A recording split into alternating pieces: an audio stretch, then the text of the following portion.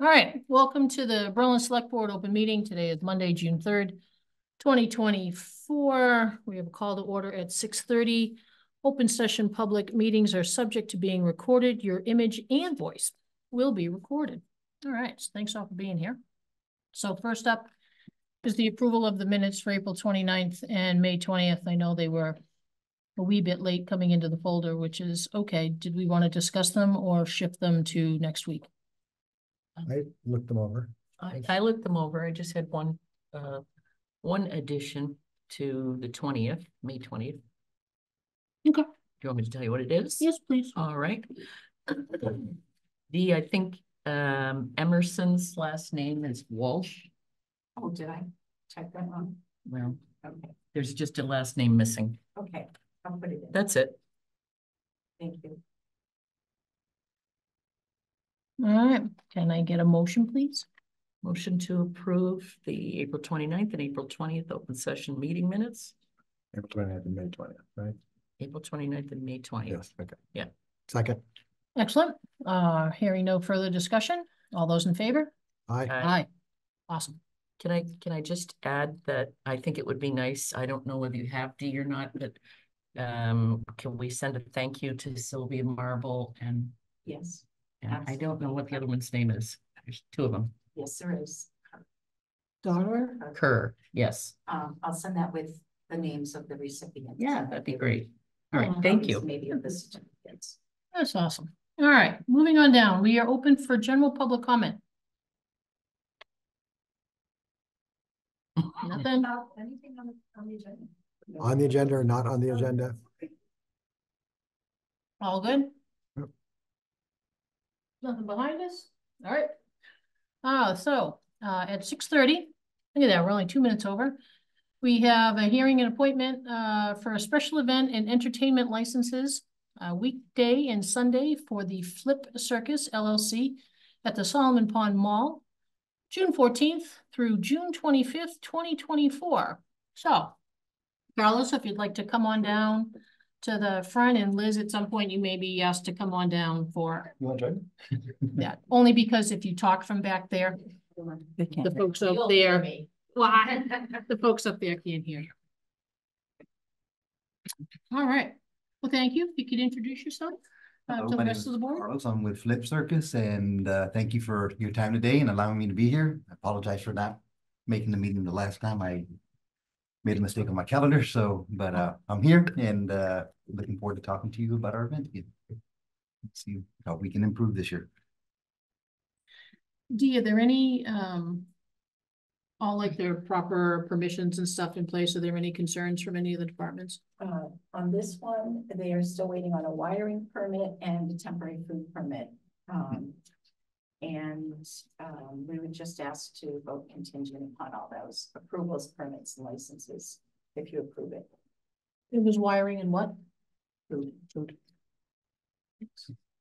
You know, I found it rather interesting that the physical address on the license application is Marlboro, It's the address of the mall, the official US mailing address. but it's not the physical address, which should be, if it's Berlin, it should be Berlin.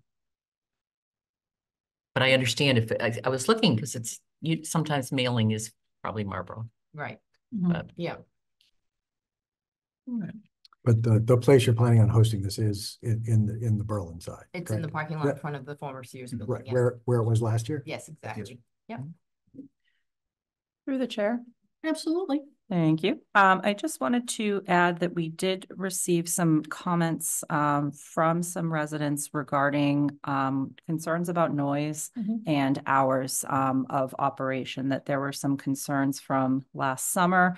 I did check with Berlin PD. I didn't have any record of those having been reported, but I understand they may have been reported to Marlboro PD. So obviously, as we just saw, there's a little bit of confusion sometimes about which side to go. So I just wanted to make you aware of the fact that there were concerns that the circus had gone past its hours of allowed operation. And we do have a noise bylaw, noise ordinance in the town of Berlin. I would advise moving forward, if there are concerns, I did get the non-emergency number to pass along to folks for the police department. That is 978-838-7355. If there are concerns, that's where they should be directed. Liz, have you received any type of complaints, noise complaints? No, I was issues? surprised when Kristen told me that there had been noise complaints. We received nothing last year, not a single email, call, anything about the circus. For all we, understood was that it went smoothly and everybody enjoyed themselves. That was the only feedback I ever received. I have a feeling there's some public comment in the back. So if you'd like to maybe swap seats with Carlos so that we can hear your comments, that would be great. If you could please introduce yourself and let us know your thoughts. I thought we closed public comment. Yeah, of course you can. But it's about this. Public comment is during the period of public comment. We don't call people up just because they want to talk about any issue. I mean, I think these people have something to actually say, but we have to be careful about just letting anyone who wants to talk about any topic come forward.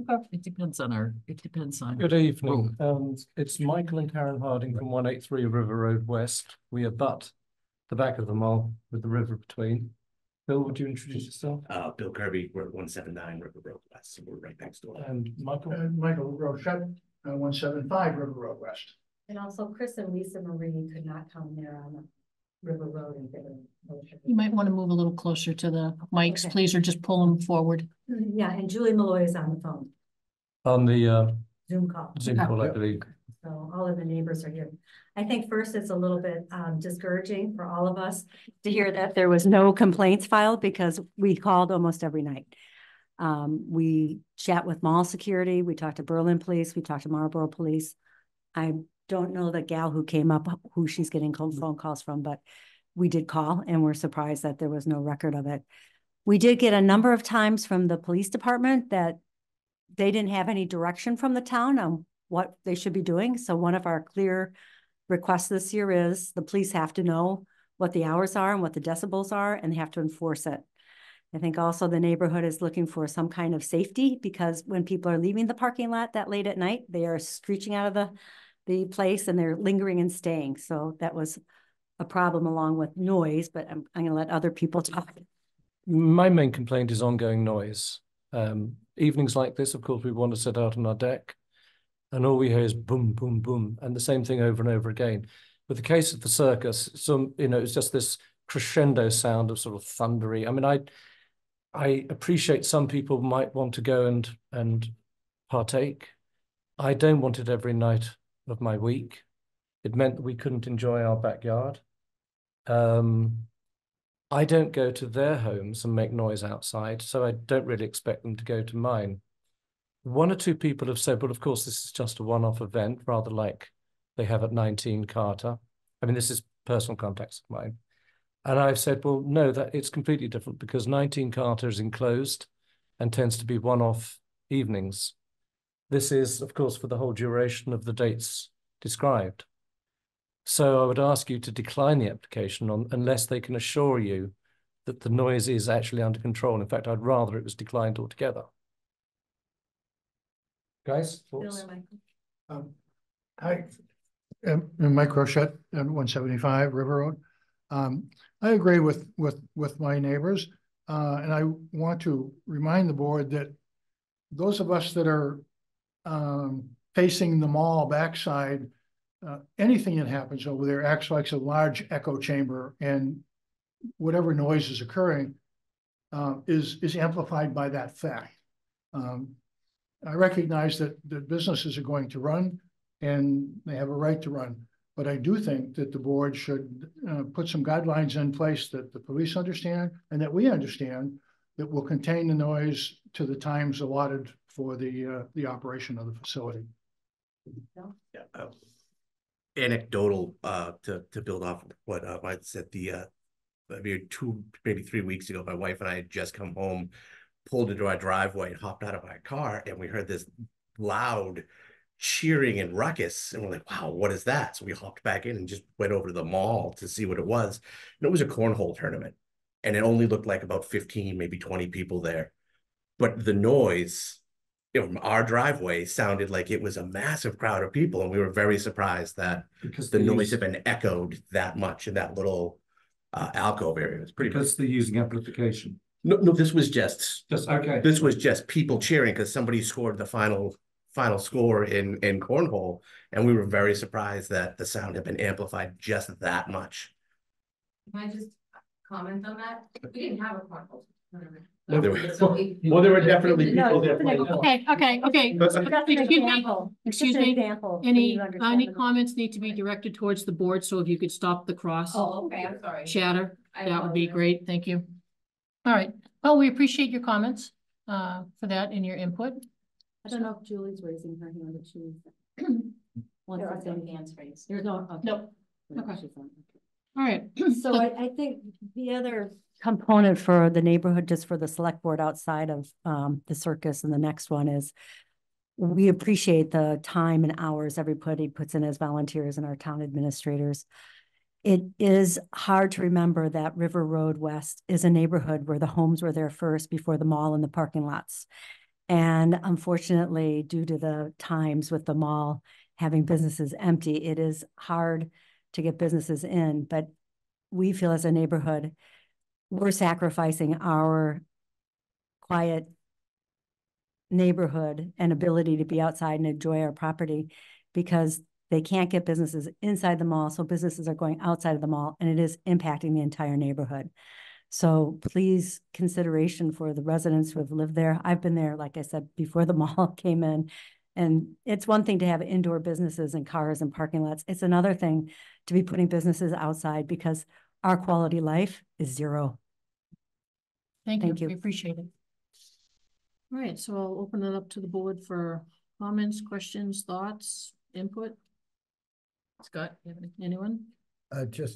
Carlos, sorry, on weekdays, your permit goes to 9:30, but on weekends only till 9? Yes, sir. So That seems- on Monday to Friday, we have a show at 7:30 to 9:30. And then on Saturday and Sunday, we have 3 shows at 1 o'clock, 4 o'clock, and 7 o'clock. And so it'll end at 9 o'clock. And we want to, we want to be good neighbors. We want to be a good part of the community, and bring some family fun to the whole community as a whole. And we want to be good neighbors, like I said.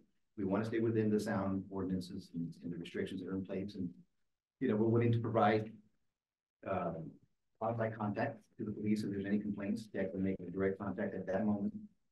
We are able to adjust sound. Now knowing this, we can sit there and adjust. If you're hearing too much thumping or bassing, I can go ahead and have our sound booth, lower all that down, and we can, work with the parameters that we're set. Do you have anything to control the crowd? Mall have anything? I mean, we have 24-hour security at the mall. We certainly had some folks out there last year during the events. We can certainly add a security and exterior patrol for the nights that he has events out there and have our security present throughout. We just actually June 1st switched security contracts. We have a new company coming in. I think that hopefully we'll all see improvements in our security policing, particularly on the exterior of the building.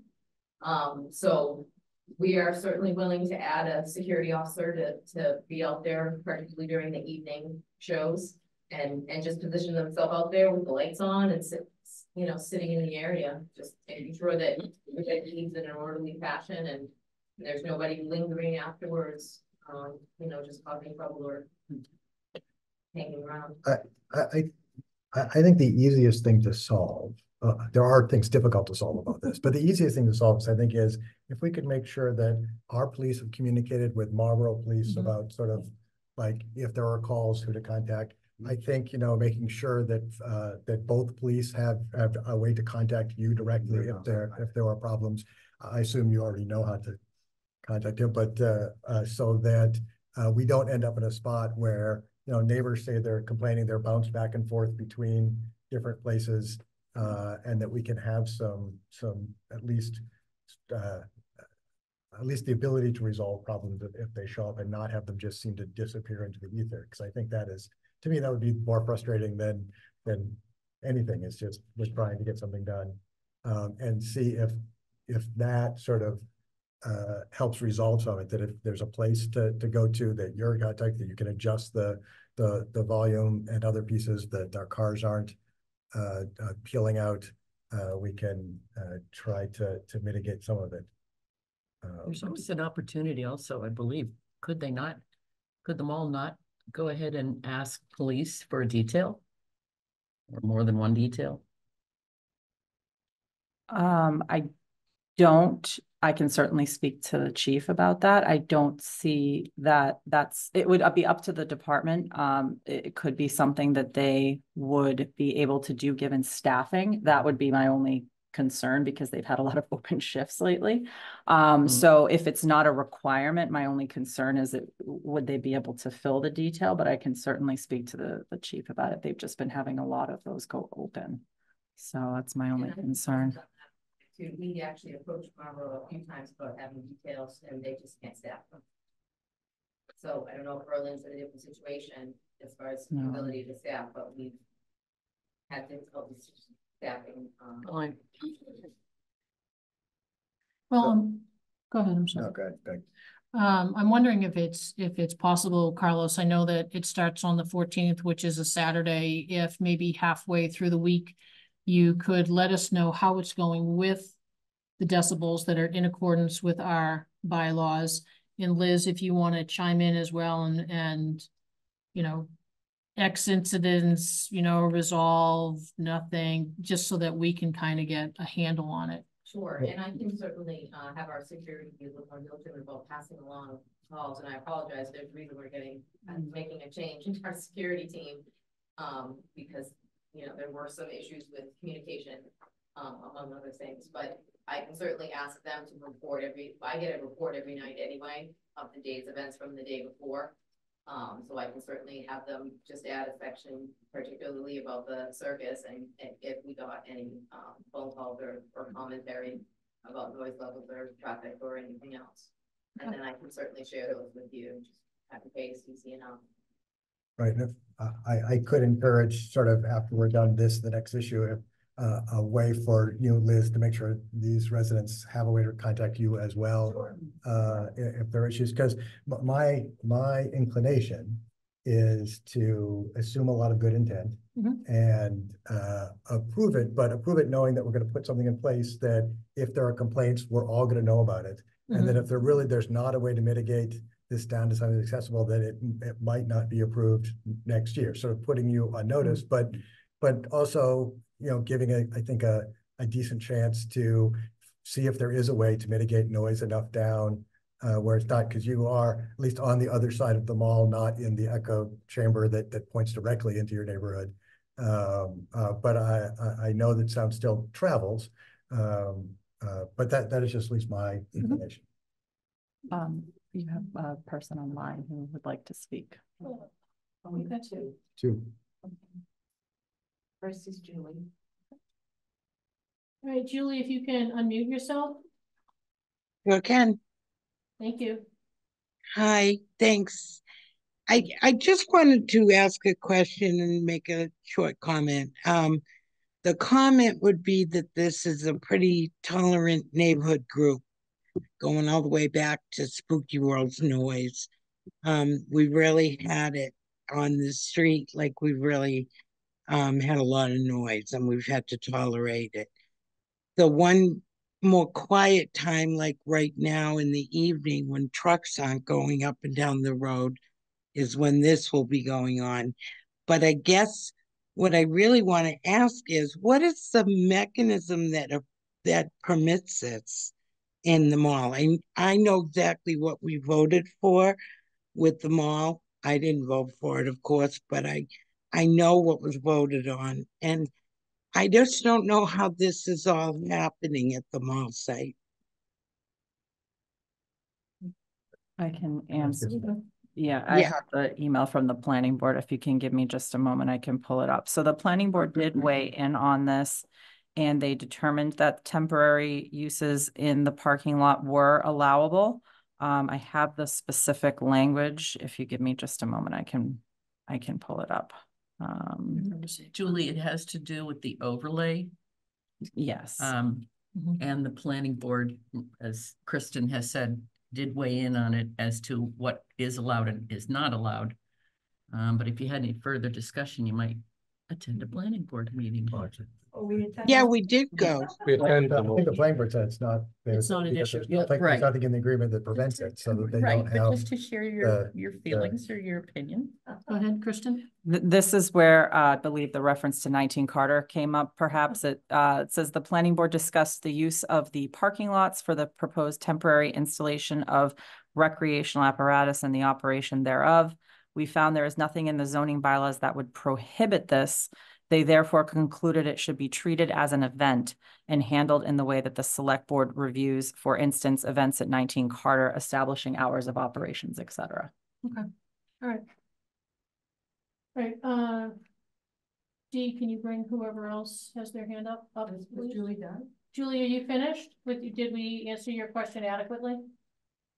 Yeah, I guess so. I just, yeah, it just seems like the original agreement with the mall has been changed with that, but if that's how you say it reads, I need to go back and take another look, I guess. Thank you. You're more than welcome. All right, Ms. Dee? Hey, this is Mary. I need a last name and an address. I believe bringing Mary forward. Mary, if you could provide your last name and address for the minutes, please. Sure. Mary Porter, 8 Highland Street, Berlin. Thank you. So I have a complex relationship with Berlin's noise ordinance, as many of you know. But I moved to speak here. Hello, Karen and Michael. Sorry this is happening. We do need to have activities at Solomon Pond Mall, but my question, the reason I wanted to speak is two things. One is there's a difference between noise and music. And 19 Carter provides music. It's not clear that we're doing the same thing at the Solomon Pond Mall right now with these activities, although I'm not familiar with them. But my question is whether we can direct amplification away from the back of the mall towards the front of the mall. And also, I'm trying to visualize where these activities might be held.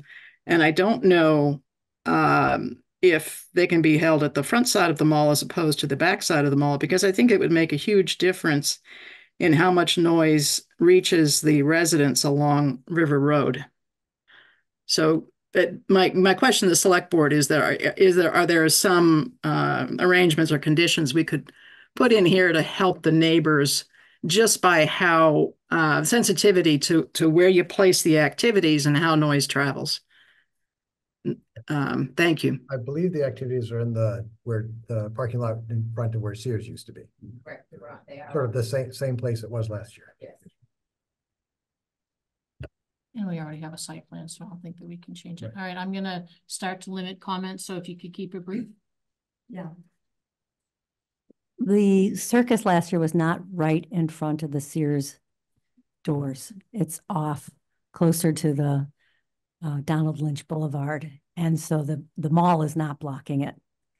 So it is coming directly into the back of the mall, carried back through the neighborhood. So maybe if it was directly in the front, and I don't know the gal who's managing the mall right now, if it can go right in the Sears parking lot. I understood that Sears owns that building and that land, and so they don't want other people on their land. That's not mall land, as I understand it. There is a sliver of land on the front of the Sears parcel that belongs to the mall, and the balance of that parcel belongs to Sears, which is why the service is located where it is, because that's part of the property that the mall that the landlord actually owns versus the Sears. And that is part of the problem, because it is not blocked by the building. It does come right straight into the back. Well, thank you for all your comments. I'm gonna ask the board for a vote. If there's any more questions or any other things that we need to bring up for consideration. I do have one other thing, was that all of us, including Julie on the phone, we sit on the planning board meetings, and the planning board has not said clearly in their meetings that this is a permitted activity. They bounced it to you guys and said the select board has to approve a license or whatever it is. And Andrew gave the reference of just use it like 19 Carter. And that's why a lot of us are here, is because we know, as Julie brought up, there is nothing that has ever said in that mall agreement that in the overlay that businesses were going to reside in the parking lots of the mall. It is sort of a, let's slide it in. And with all due respect, as I said earlier, we recognize that the mall is having a hard time getting businesses in, but we, the neighborhood, are really bearing the brunt of putting businesses now in the parking lot, and that's not something we signed up for. That is not something that was ever clearly discussed during the overlay of that mall. Okay. All right, thank you. Last comment, and then we're moving to a vote. The extra minute. I wouldn't really describe this as putting businesses in the mall. I think it falls under the umbrella of events, like you have described earlier, similar to our music series last year, where we had music outside and food available and entertainment.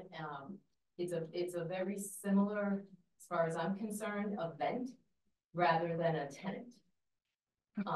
So we are using it as a marketing event to hopefully bring folks to the mall so that we can build some traffic, so that we can then bring stores back into the mall. And the more, events that we can host and the more folks that we can attract that maybe haven't been there in a while and might take a stroll through the mall, the more it helps the retailers and tries, we're doing all of this to try to stabilize the center and keep it in business.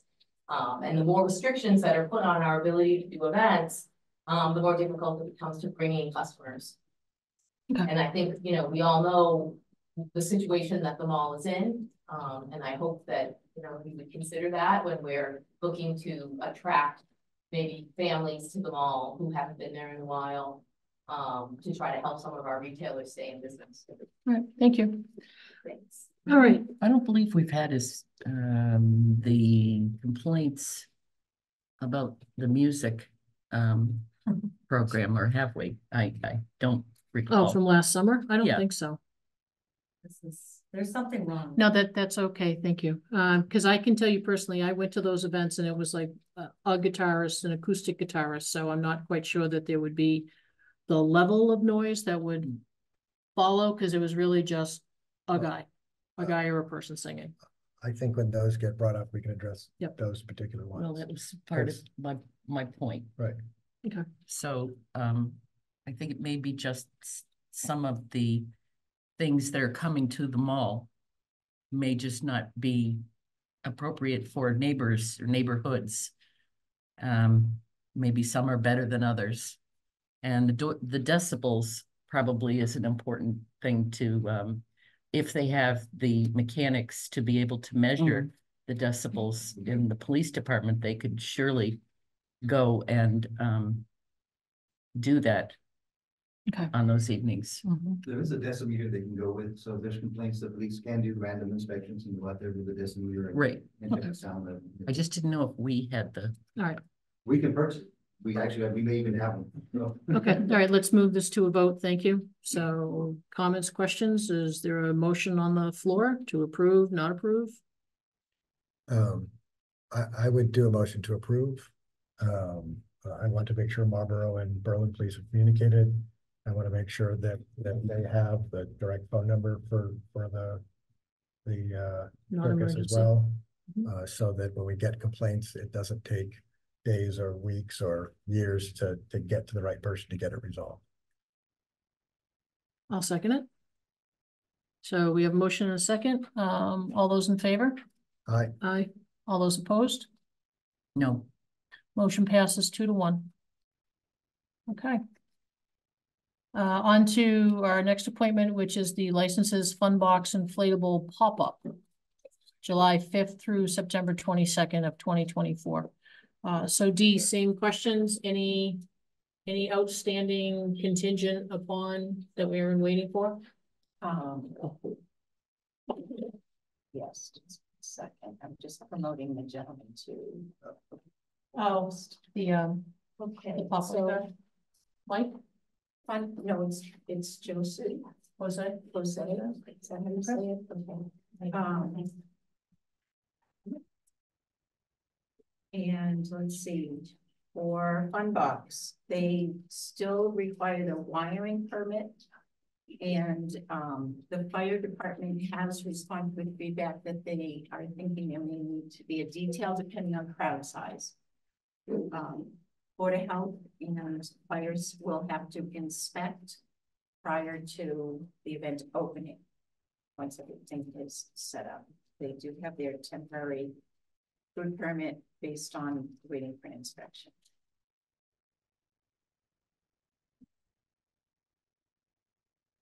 Promoted component. Is that Mike? Just a second. Maybe he's part of them. There we go.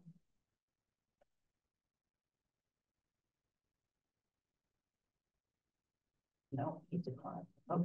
Invite him again. Sometimes they hit the wrong button. Yeah. Oh, there he goes. Okay.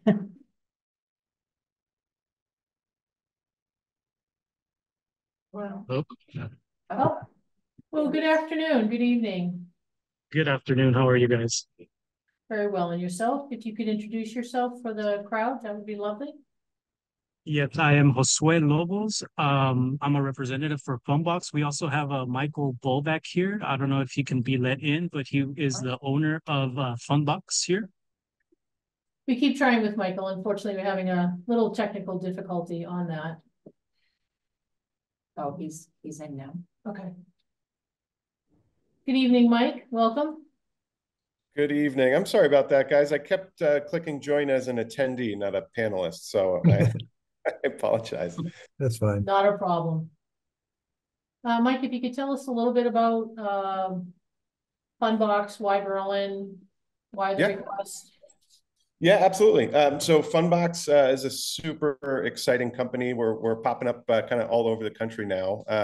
It is tagged as the world's biggest bounce park.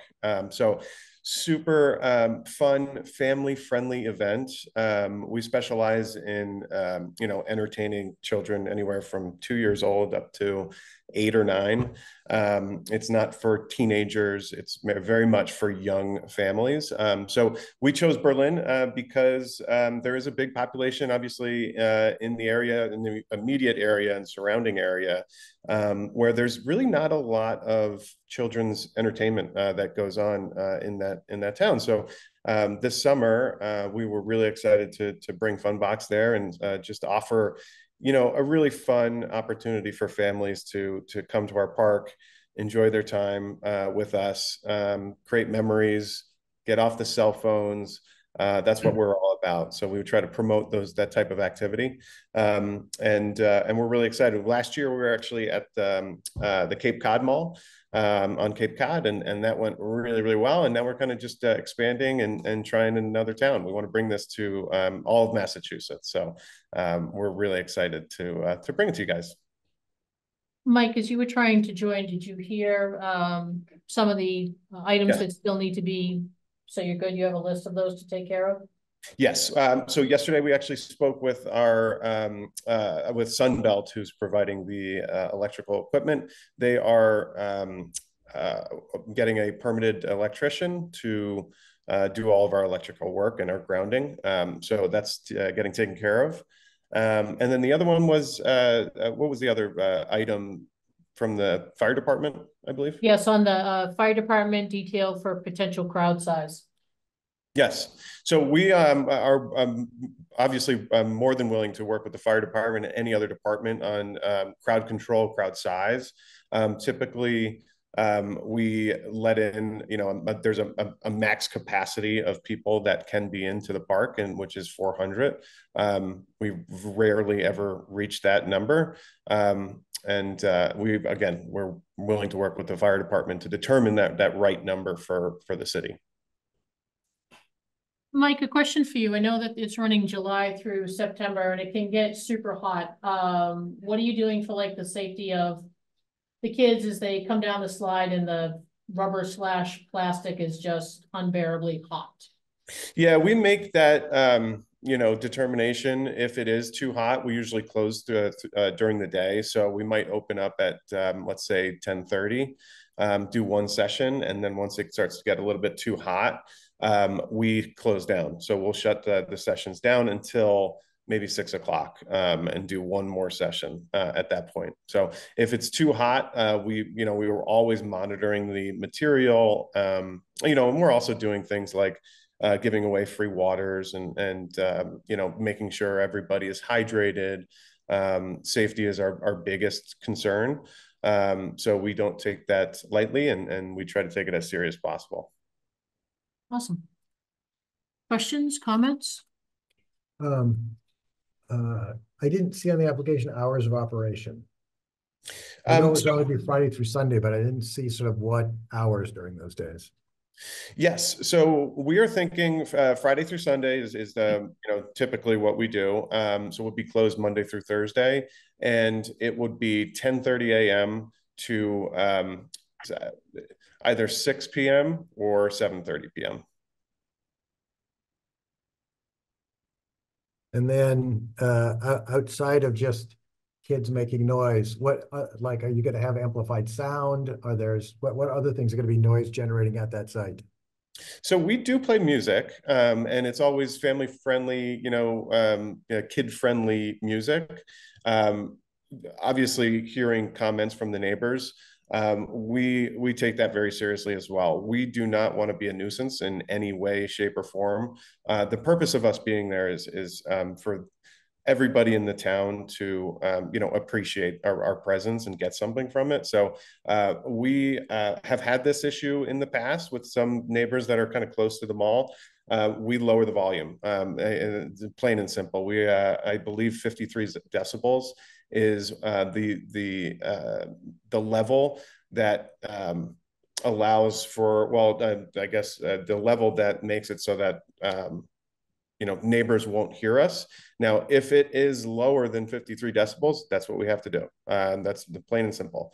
So we're willing to work with the neighbors, of course, with the city, everybody, just to make sure that this event is nothing but fun.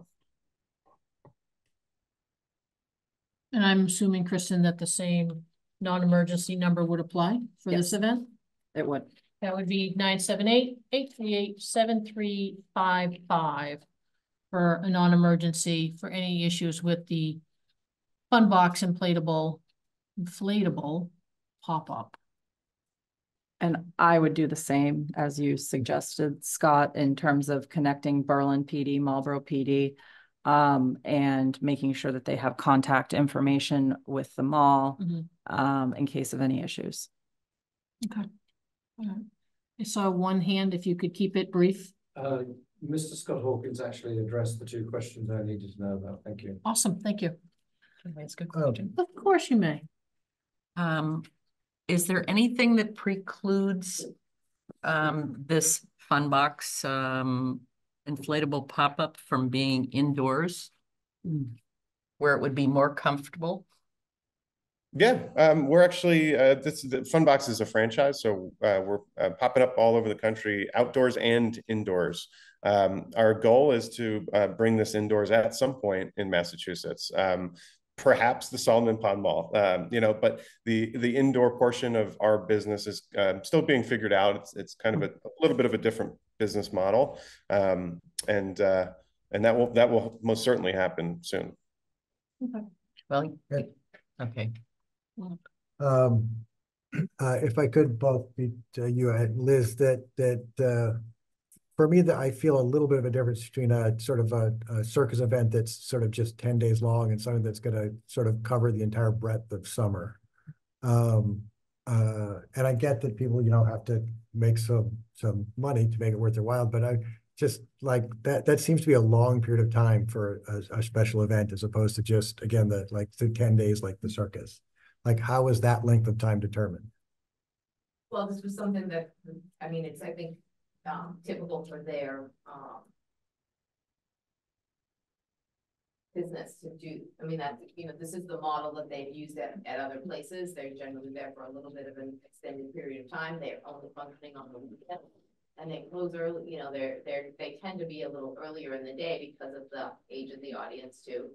And again, if he's willing to adjust the sound levels, it is really just a special event every weekend. No different than, any event that we would have in the mall every weekend, except it's outside and you know, it seems that we can, make the same accommodations, for Funbox that, you know, we're making for the circus, and in terms of controlling the noise, having a police presence and security presence there.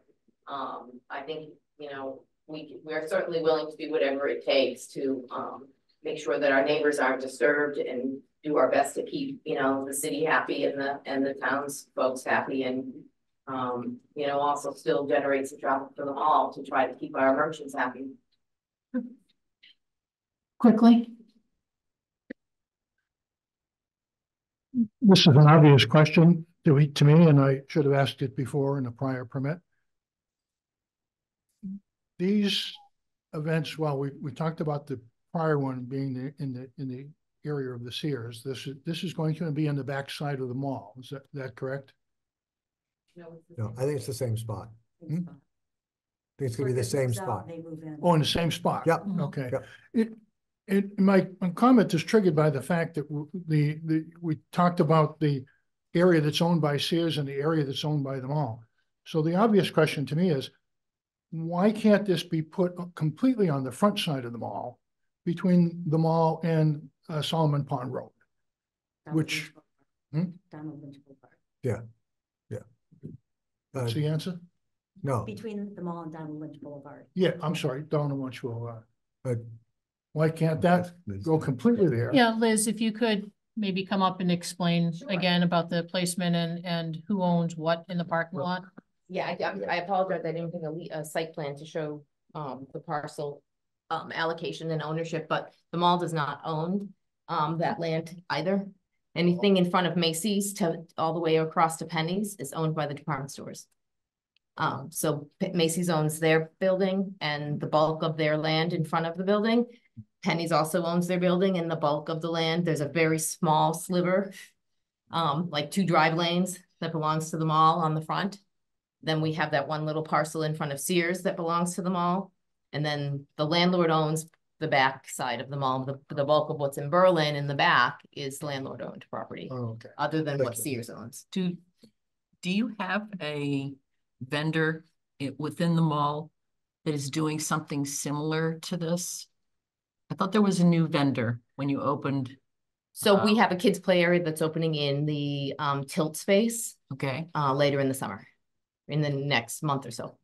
And so if I was to, or if we were to find out that after, say, a week or two, this isn't going to work, could you move them inside?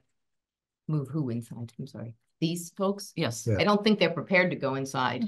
I don't think they have the It's not their correct business model. equipment and the right capacity to go inside. It's, you know, it's a blow up kind of bouncy house system. And I'm not sure that, I mean, they can speak to that better than I can. I'm not in the business, but it did not sound to me like they were prepared to do something inside. But I was asking if the mall would be prepared if they were. I think we could put them inside. It depends on how much square footage they need. I mean, I know you're all familiar with the mall. There's not a lot of large scale open space. You know, there's sections, but I think for the size of what they're contemplating doing outside, I don't think I have that kind of footprint anywhere in the building. You know, upstairs, we have all those openings that look No, I assume it downstairs. would have to be downstairs. Yeah, and downstairs, there's, you know, we've got the kids play area in one section. There's really small court areas in front of each department store, but there's really no large event space, food court, but, you know, I have to provide seating for my food vendors, so I couldn't clear it.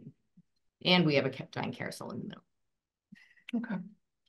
I wish I had a footprint that would accommodate a large Well, scale I think event. the neighbors probably would love it too. Well, that answers the See, question. we found something they all agree on. So, See? Yes. so my question, Liz, before you go is, I know we talked about this last summer when we had the soil company wanting to come in and do soils. Right. Why can't the mall at least do some improvements on some of the back wall and screening and soundproofing for the neighborhood? As we talked last summer, it's disjointed, and right where the circus and where Funbox Inflatable goes, the wooden fence ends and there's a big gap, and then there's another wooden fence, and the fences are not kept up with. And so to some degree, maybe there are some improvements that the mall could make itself to help the neighborhood. Right. I mean, there's certainly something we can look at. I don't think it's something that can be done before this summer. I think it would involve, you know, having some engineering done if we're really looking for soundproofing on that side. Well, that's what we talked about last summer, so it's this summer, and we're sort of hanging on a wing and a prayer here.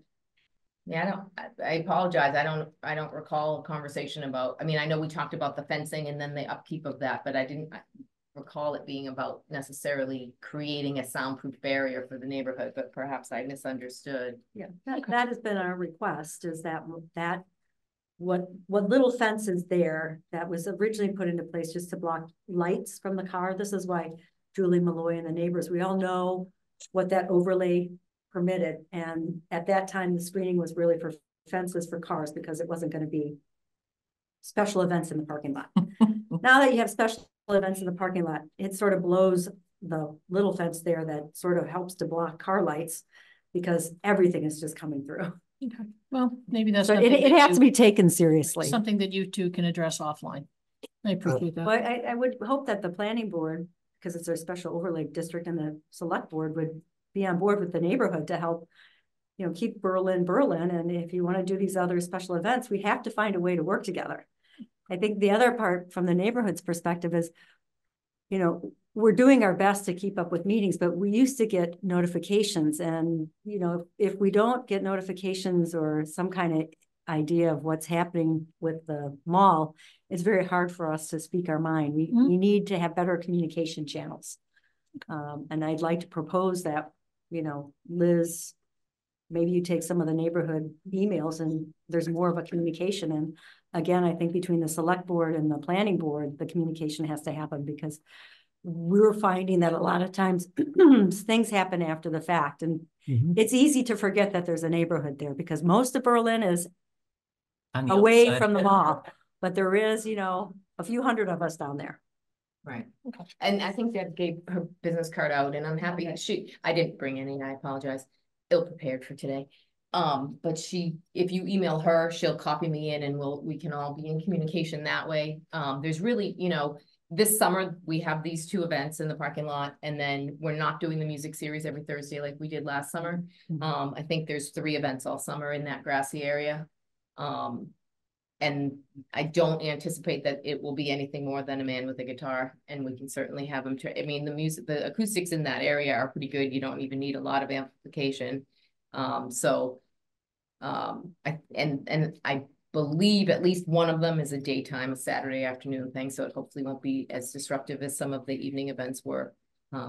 So we are utilizing the space, but not as frequently as we did last summer. So if that was an issue with noise, you won't have it every Thursday night like you did last year.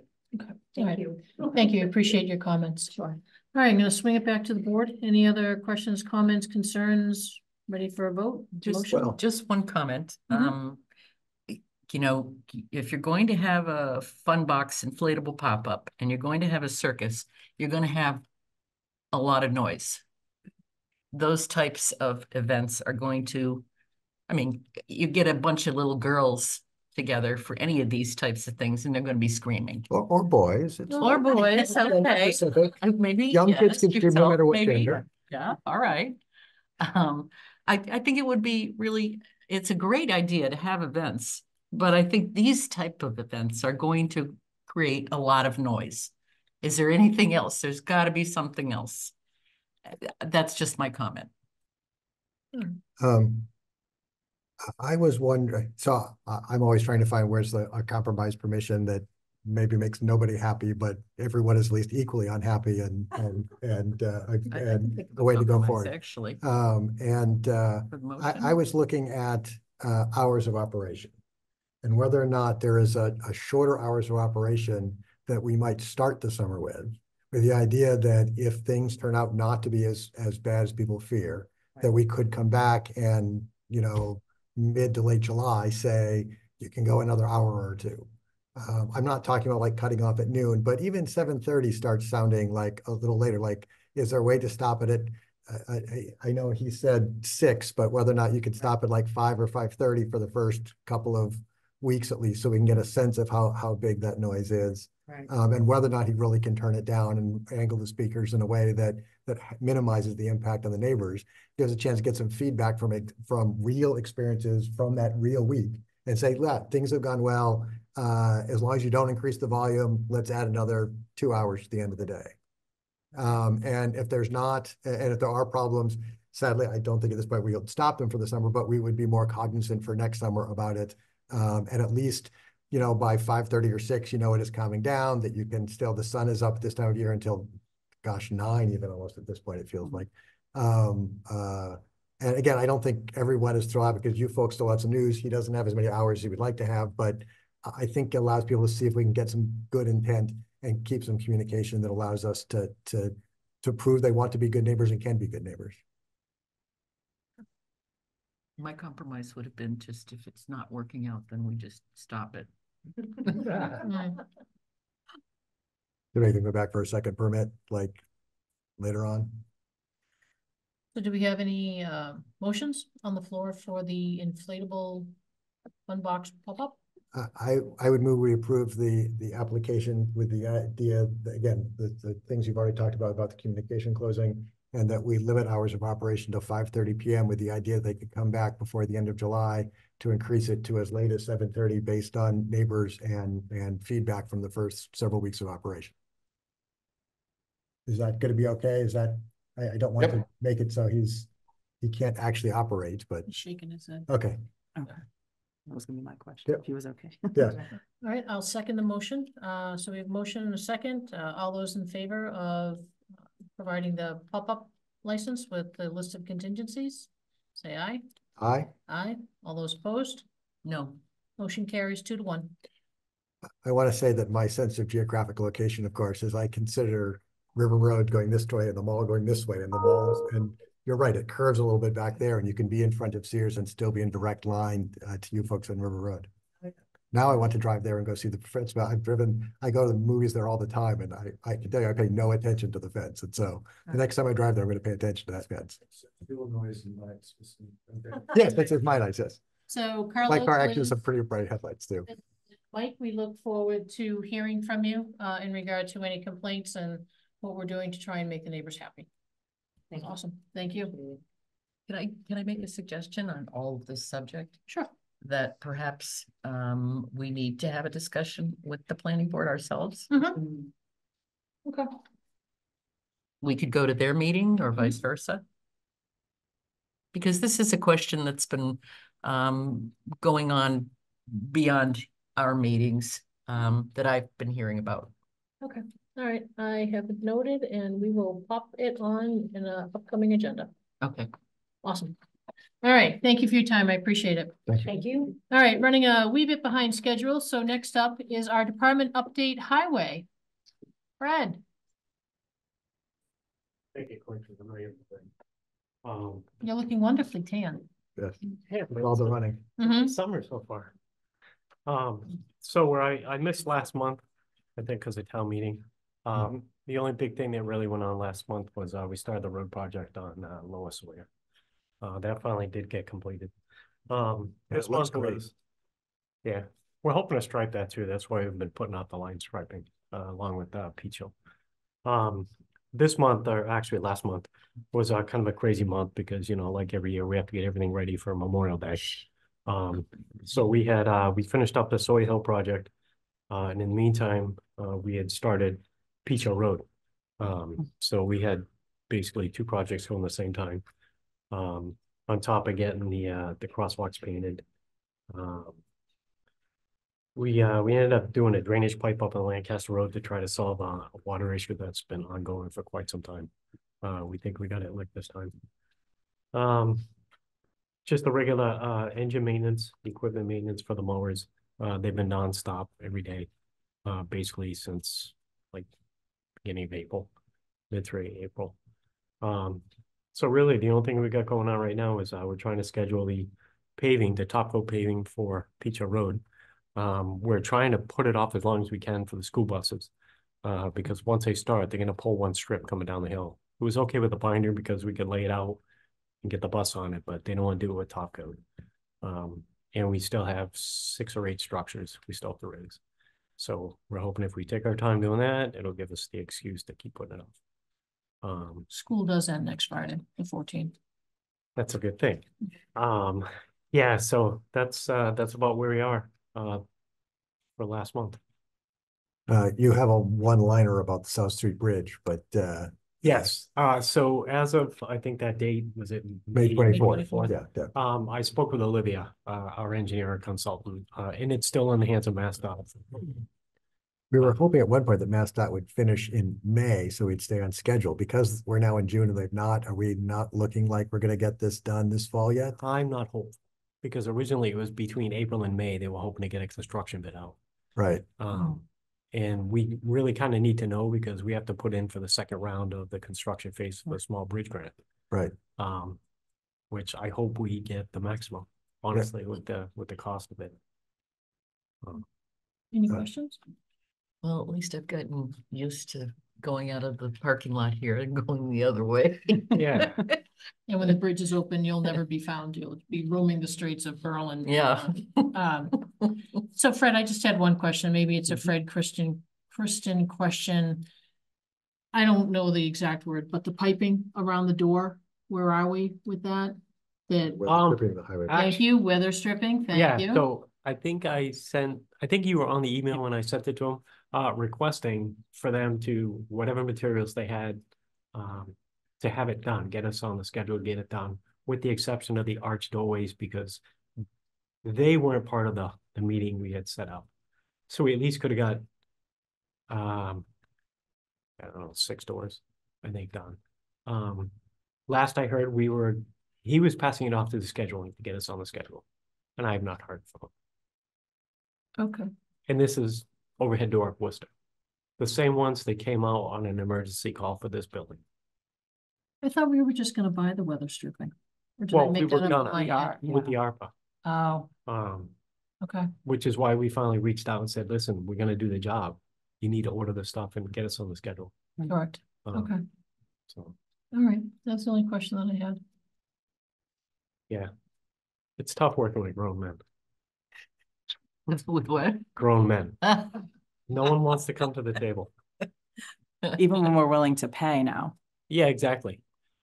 Yeah, Maybe you have to go over there and get in their face or something. If they would just order the material, we'll put it up. Yeah. I mean, it's got to come with instructions. Maybe those IKEA instructions that make everyone fight. Yeah. You guys will figure it out. Well, we'll look at them at the end when there's extra parts. There you go. Just throw them away like the Just rest of us Google do. Yeah. All right. Thank you. All right. Appreciate you. All right, moving along in the agenda, we bit late on our 7 o'clock. So the FY25 school budget discussion with the finance committee. I thought I saw Scott walk in. Yeah. Oh, there he is. And I believe Julie's here as well. Yes. No. Thank you. Thank you. Thank you. You get to be the star tonight. So Scott, I'm kind of hoping that we can narrow discussion down a little bit. We all know, and everybody is pretty much in agreement due to the lack of coming to the table and discussing. I don't think that point is in question anymore, but wondering if you could give a brief summary on what happened last Wednesday, maybe talk about the discussion of the bridge program and how it was funded, or how it is funded, was funded prior to that. And bridge funding has to do with special education and not something on South Street, correct? That is correct. That's Yes. a nice segue. just- That's a good point. Just to be Yes, clear, the bridge program, not a program. bridge that we all. it would not be a drive government over. agency if it didn't have an acronym or a word that also was used several other times in several other places with several other meetings. Right, and talk about, the circuit breaker money, how it was being used, is being used, and possibly the comment regarding a $340,000 savings that is still up for discussion if it truly is a $340,000. So sorry to put all those items around you. Okay, so it really began before last Wednesday's Finance Committee meeting. I met the previous Thursday. I went to the administrative offices, met with Carol and Michael Wood, who's the contractor that's in right now to be their finance person. until they have a full-time hire. So sitting down with them, be able to ask some other requests of things that did come in a few minutes before the meeting on Wednesday.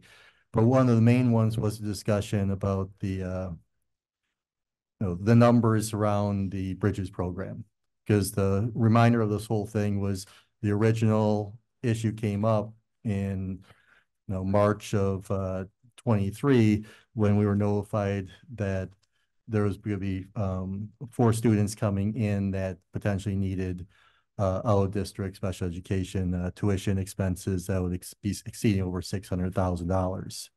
So that's how we had come up. That's the basis of where the agreement came up at the time of funding this with the free cash money and the circuit breaker and school choice revolving funds coming from the schools. So as we know, we've gotten more detail on this, that the Bridges programming town meeting was May 1st of 23, and it was, I guess, June 23rd meeting that the schools created this Bridges program. So the Bridges program consists of adding 3 full-time employees, a teacher and 2 paralegals to the system. It also typically can have up to 4 paraprofessionals on this. So, but the other 3rd or 4th one are contractors, and they come and go as needed. But it did add a 3 full-time equivalent head count to BMS. Now, we talked about some of the salaries. They had given us some numbers back at the meeting on May 10th when we met with the school committee after the town meeting vote. And as I got some more clarification, so they had broken down, there was these 5 different items that they broke down some expenses around district special education that was spent for BMS, and also the costs of with Bridges. So first of all, the one thing I want to note was the teacher salaries were listed on there at that time of 174,000, but that was only current up to that date of May 10th. So there was, say, another 2 months worth of salary. So you can kind of do the quick math on it. So it's probably around 195,000, and that's just salary numbers. I also was able to get an idea of benefit exposure, because now that they had 3 full-time employees, they just recently got through open enrollment. They provided me their numbers there. And so you aren't going to be able to match, who is taking benefits, but there is exposure of about $100,000 from these 3 full-time employees. For example, if they took the most expensive family plan, the cost to the schools is like almost $30,000. And then, of course, you have dental and all that type of stuff. Whether they have that actual expense or not, I mean, it could be 0, or else it could be up to that number. So that's something that was also not listed in their numbers. They also listed, in here, there was the original students why we had this crisis in the first place. They have left the system. They had already spent in out of district special education expenses $122,000. Of course, part of as they list and talk about their savings, part of those savings savings came because the students went away. So that's a key piece to remember here. They also listed the current students in out of district tuition and transportation. Again, the number was also included transportation there. Turns out this was listing the numbers they gave us at that May 10th meeting was Berlin students, not Berlin BMS students. So they give us a number of 116,000. Turns out one of the students is actually at Tohoto. And they said there's up to that point, we were able to identify that there had been 16,000 of that to the out-of-district tuition and another 10,000 to transportation. So that brings that number down to actually 90,000 of out-of-district. Again, this is also current up to the May 10th. So it's not the complete numbers. So as we bounce through this stuff, I mean, one of the other things too that was mentioned at one point, and of course, this was earlier on and we didn't know the details of how this Bridges program came about, was startup costs.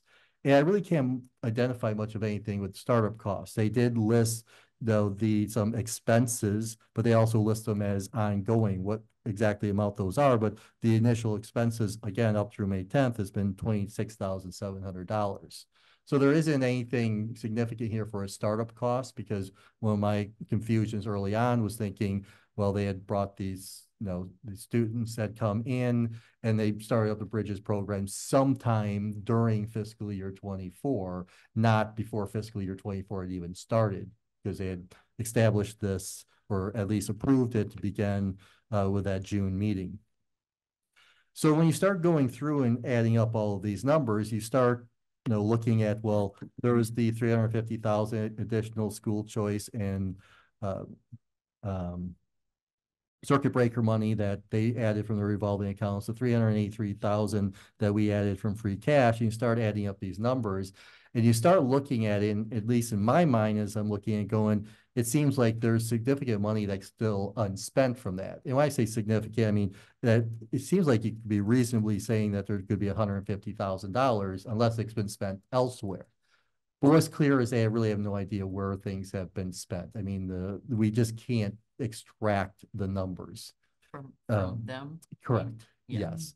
And so, because one of my thoughts on the whole thing from the beginning was, if we're going to have a significant amount of excess of, deficiency funds at the E&D funds at the end of the fiscal year, which obviously we can't do anything about them for this fiscal year, but if we could see that there would be a lot of unspent funds like that, I mean, they had the option, they could go and add school choice funds of 150,000 and then use that E&D and roll it back to replenish the school choice funds. And that would, 150,000 would knock 1 point off the tax levy increase. So right there would go from 7.5 to 6.5. And also looking at something that would be not looking to have to remove anything either, not like it's not taking away anything, it's just a matter of moving the numbers around. But again, their numbers are their books are so non-transparent right now that you can't, and it's something, obviously Michael Wood, who's just getting exposed to this, he did mention about saying, is there possible something that we could look at, like, when the actual, they get sign off basically what the E&D is, but unfortunately that's in the fall. Too late for us now to do anything about changing for the levy impact. But it is something obviously we're going to have to watch for, because we want to see if there's any unspent funds that they're, what can they be done to come back to offset that levy in the future fiscal year. Did you get a copy of the audit also, Scott? Yes, I did get a copy of the audit. I really haven't gone through much of that. I don't know. No, again, it does. I mean, the audit doesn't really give you anything about where you are with, what's been expended to this point. I mean, you'd hope that you're at this stage, you're nearly done with your fiscal year, that you'd have some decent idea of where, you've got excess funds and, but it's so difficult to get the numbers. And I mean, again, Carol invited me there to, work with them to work on getting these numbers. I don't know exactly what the school committee's really effort has been to try and get the numbers. Again, there was no school committee member there. It was myself with Carol and Michael. And even the numbers, getting the numbers, one sheet of paper here, one sheet of paper there. If you don't have an explanation of why the numbers are what they are, it's, what do you? Yes, I mean, there's also things that just cause a lot of confusion and changes that they do. Taking one example that I've been looking at the numbers. So one of the things was getting not just their expenses that they would give out, but also what are the revenue numbers on that. And so I was able to get, the latest on the fiscal year 25 revenues. And then, of course, I got additional information for the fiscal year 24 revenues. And there's just inconsistencies of how the budget number and how, for example, school choice and circuit breaker numbers. On the original budget that they provide, the school choice and the circuit breaker are applied to the budget. So they're like removed from like an expense line item. So if they applied it $100,000, they would just show an expense line item like of salaries reduced by $100,000. Okay. And next, So basically, when you see the budget number at the top, so when you do get, for example, I like to make the comparison of fiscal year 24 budget, saying it was at BMS was 5,283,000, and this year's is 5,177,000. First of all, it's confusing to me. I'm looking, going, it doesn't seem completely adding up how those things come together here. Well, what's interesting is when they added the additional school choice and circuit breaker funds to the budget, they went off as revenues to the budget, not as in the budget number. So if they had applied those like they had done for FY25, if you look back how FY23, 22 would have been, the FY24 budget number, instead of being 5,283,000, would have been 4,933,000. And likewise, though, an expense line item would have had to come down. And of course, the whole reason they were put in there was for the out-of-district tuition. So the out-of-district tuition, instead of showing 624, would have been reduced by 350,000. That would have been consistent over how they've done it every other fiscal year and how they're doing FY25. So FY24 turns into this odd anomaly. So then when you start looking at things, and one of the things they'll highlight, go look at the budget is $106,607 less. And you go, well, is it really? Because if you really look at, they knocked off with the circuit breaker and school choice like before, you're talking showing the budget being up 243,393. So there's this inconsistency about how the numbers are played here. And so that, as a result, causes more issues with the transparency on this whole thing.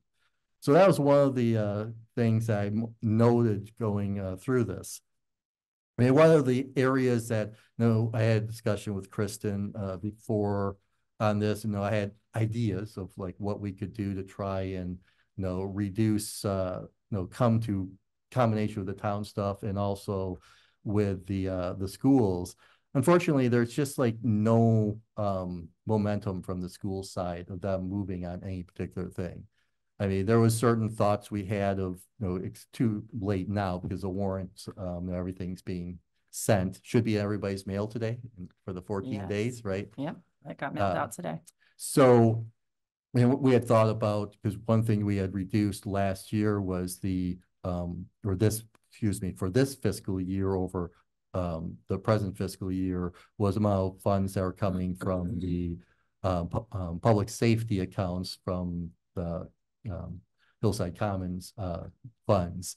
And before they were, funding this present fiscal year, 3 of the lowest paid police officer salaries. This year, we target only 2 of the lowest paid police officer salaries. So we were looking at numbers. When we come up with, again, not necessarily making any cuts, but just moving around 150,000, get another point closer.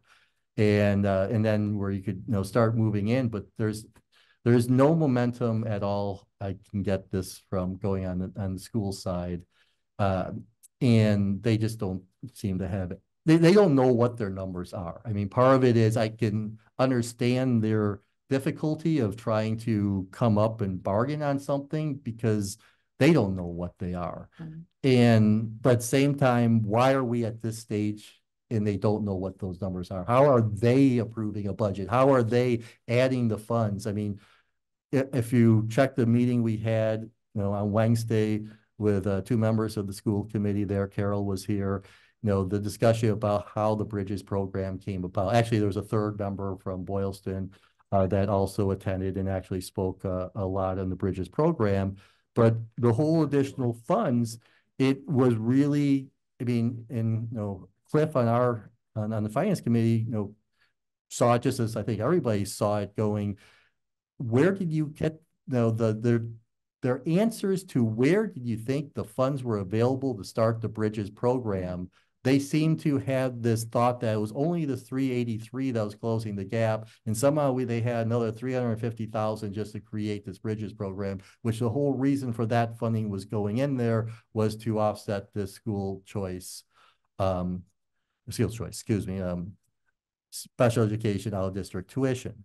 And one of the other key pieces too, when we looked at like the money that was put in for this Bridges program, I mean, one of the things when they added the expenses for this, we're not going to get any reimbursement from the state.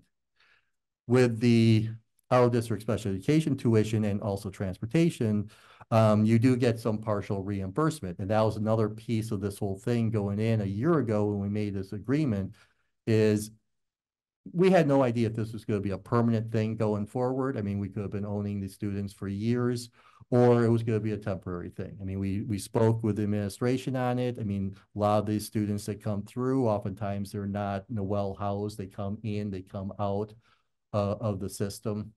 And so you don't know how they're going to be there regularly. And because we had this big exposure, one of the ideas was that, well, we will fund this. If they do stay, at least we will, because with circuit breaker, the reimbursement from the state, it predominantly comes the next fiscal year. They can get some money depending on the increase. And we probably would have been, in that situation, get that additional money they, had stayed, because it would be a significant jump in the expenses in that area for fiscal year 24. But again, we don't have those big numbers. So therefore, we aren't going to get that reimbursement either. So again, when they talked about their savings, they exclude, well, we've started a program that's not going to give us any reimbursement, but we'll discuss. Again, I know you're not going to be able to calculate down to the number. This is not an easy thing, but there is some estimates you can make. I mean, general idea of what this is, but there doesn't seem to be a willingness to even attempt to make those estimates, get an idea. It's just taking the easy numbers out and then excluding, like say, ignore benefits, ignore the fact that all your numbers you're using to this thing are still only 10 months of the year, not the full 12 months. And then likewise, ignoring the fact that if they've been in the out of district special education tuition, there would have been some reimbursement. So putting in a program like the Bridges program, yeah, I mean, it's expensive. And why you would do that, I guess, when you're having budget issues in the first place. Well, exactly. That was the confusing point on this. Was it was never, this program was never introduced or talked about, at least to town meeting or anything with the budget last year coming in. So it was, maybe they have discussed it before in their meetings, stuff like that, but it was not anything about presented. We're going to be adding this ongoing program. We talked years ago about putting a program, I think it might have been Berlin Memorial, putting a program in there, but it was going to be one where other schools could send their out of district students or something to our school. Well, and then there might have been some other kind of positive money, from other towns. Yeah, I understand. I mean, I don't know the details of it. This program was. When I was meeting with Michael and Carol, they mentioned it's like, because Boylston Elementary has the program. They indicated that it's presently in its third year, maybe it's in its fourth year, but it's rather new. But apparently there's also restrictions about how the age groups of not having people within, you have to be within, I guess, 48 months. So it sounds like there is some mixing and matching between Berlin and Boylston on this to keep those age groups. So it's not a case of it's just BMS students exclusively in this thing. It is some mixing and matching because of there are lots of regulations around it. I don't know the details of it, but there is that component. So one thing you can look at it is, one of the issues with the out of district special education tuition is, if you do have, a student or students with significant needs, you are susceptible to significant spikes in any particular fiscal year, especially when this state is predominantly reimbursing you, again, only a portion of it, but the following fiscal year.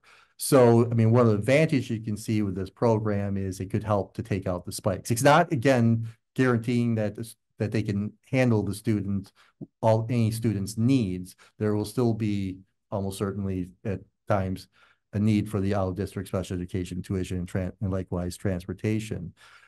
But at the same time, it appears too that what they've added is as much as the spike could be very high, the floor could also be very low. By adding this program, they basically have significantly raised the floor on this because now it's an ongoing expense. So you can look here with teacher salaries being 200,000, possibly another 100,000 to their benefits, not to mention other expenses. I mean, now you put a significant, and you're not going to get reimbursement for this. Right, and I believe that the comment was made is that sometimes the program could save money, and there could be years where the program will cost the town's money, but there was no real explanation as to why it's a good thing and why it's a bad thing. It was just a blanket statement that was made, but unfortunately there wasn't any, for me to truly understand it, there wasn't like an explanation to say, oh, if X amount of kids come in, if transportation, if we're doing, it was just a blanket statement of we could be good and we could not be good. Well, exactly. I mean, the one thing that was at least good from the meeting on Wednesday was at least an acknowledgement that, I think the general acknowledgement was they really don't know what the numbers are in terms of the financial numbers. And yes, it can be losing money. It can be, saving money any particular year. What that's going to be over a 5 or 10 year period. Again, you'd hope to at least somebody to be there of attempting to put the numbers together and likewise starting the tracking from this year. But it doesn't seem like there's any of that going on at all. It was, again, they approved this program and they didn't seem to really consider the finances a part of it. It's kind of like this would just be a good thing, or, it turns into more of a, approving from the heart as opposed to coming down and approving based on, that's one component of it, but also need to follow and understand what the revenues are. Because one of the things that, I went back to look at here is, we are, the main issue in this whole budget, it's BMS budget, right? We are short on the Tohoto side, but part of that is except not it's one number total we're voting on. We're not It's voting going to be on. it is one number total, yes. But at the same time, it's really coming down to, if they don't get the funding that they want, whatever types of cuts or that stuff will be based off of how they move things around. Be enough for all 3 schools. So well, the way things are going. And is it true that we're charged a couple $1,000s more per student than Boylston is? Well, yeah. So if it's one school district or one budget, why do we have to pay a couple thousand more per student than Boylston does? A couple thousand more. So I did the numbers on this. So if you went by Boylston pays 17,000 in this, we pay 20,000 a student, and it's one budget. They go over and over again. It's one budget. It's one budget. It's one budget. If it's one budget, then both towns should pay the same amount per student. They need to average them. They're not doing that. Right. So you do, if you took, I calculated they can't have it both ways. They can't have that BMS has its own separate budget, and then we're gladly to pay more because I think our school is better than Boylston's school. But then say it's one budget, and if it's one budget, then we pay the same per student as Boylston does. Right, because if they you can't have it both ways. Yeah, if you look at the numbers on a per student basis, so for fiscal year, for this proposed budget for BMS, the BMS would be 25,885 per student. And Boylston Elementary would be 18,880. So $7,000 difference per student. Right. For some reason, Boylston provides services to their clients for $7,000 less per student than we're able to do. And the school is coming to us saying, because they're not doing any negotiating, I believe that they believe that if we cut $50 from their budget, that they would have to close all art, music, extracurriculars, school busing, turn off all the lights, because there's no compromise. Because all they've said is if we cut anything, everything goes. And so we got $50 from their budget, they're going to close down all art, music in all 3 schools. Right. And if you look at the Tohonto's number, it's based on this, it's 21,185. Yeah, so it's still several $1,000s difference between the 2 schools. Yes. So, Kristen, I have a question for you, and obviously for you and Chris and Scott. In going through the DESE education laws and regulations, and here I made copies here. Yeah, I made copies if you can all take one. Scott, I'm sorry, I didn't make you a copy. But it talks about We'll share. Oh, no, here. Department options as to the regional school committee or the mayor or the board of selectmen of a member may request that the commissioner issue an opinion as to whether the assessments of members have been calculated correctly and whether the budget of the regional school district has been approved in accordance with statutory and regulatory requirements. And then it goes on for a state review. I mean, given the amount of questions, given the lack of transparency, given the numbers seeming to shift, savings when there's really not savings, should we do this? Should we do this? I mean, should this be something that we owe to the town to try and get clarification? Except the process would be the school board votes in the budget, which they did successfully do. Right. But I gotta agree with it. We might not like the process they use, but they also they have, came up with a number that they voted on. that they Yeah, asked the number, town for. right. That's But- it. But that's all they're required to give us. but No, on their, that's not true. but on their They're fourth, required to work with us according to their policy. but on their June 6th agenda, they have approval to adopt the town assessment using the statutory method. So have they voted on it? If you look at their agenda, that's their comment. So I don't know what the statutory method is, but I can tell you with this CMR. So this particular CMR authorizes DESE to review the regional school district's budget prior to its adoption by the school committee. So, I did check on this. It's doubtful DESE would be willing to conduct the review at our request because the school committee already adopted the budget and certified the assessments, but we could ask. It doesn't hurt anything to ask the question, but this is more of a mechanism for DESE to look at things pre-certification and adoption. So would it hold true? And for the folks that are here and there and listening, under state review, it says the commissioner in consultation with the commissioner of revenue may request any regional school committee to submit its proposed budget for review, again, prior to its adoption by the regional school committee. Upon such request, the school committee shall provide the department within 7 days a copy of the budget and other information requested by the commissioner. Good luck to them. The regional school committee shall not vote on the adoption of the budget, and the treasurer of the regional school district shall not certify assessments to the members unless and until the commissioner and commissioner of revenue jointly determine that the proposed budget is in balance. Right. Is So- that another avenue that we can take, or? On May 7th, they adopted an amended budget and sent us a certification letter of that new assessment. So that was, I'm taking the $400,000 out, even Reduction. though we failed to give you any type of information on that. There's our loophole to say, looky, we have a reduced and amended budget. Well, and it was reduced capital. It wasn't operating. Although again, one budget, they can spend their money whatever they want to spend. their money. Right, so it's an overall reduction of 400,000. I can tell you that we have been in communication with DESE. And they are aware that there are concerns. They are working as well with the district in trying to help. Obviously, there's a short staffing issue going on at the district too. I want to find out a little bit more about what the statutory budgeting thing I know, I is tried to on Google the it. agenda. It wasn't really clear as to what it was. Yeah, I'm not sure about that. I'm also not sure, as I was going to mention, about this regional meeting that we were notified about that was set for June 18th, that now the date seems to be changing, but we weren't officially notified about that. It was just put on an agenda. To post a meeting appropriately so that they could actually take a vote on it. So. Okay, so maybe the date is not changing, it's to No, I think retake it the vote. sounds like, from what I saw on all those emails, was that they're going to discuss it about changing it to a new date. On the. Oh, Okay. nope. I don't think. Yeah. Hold please.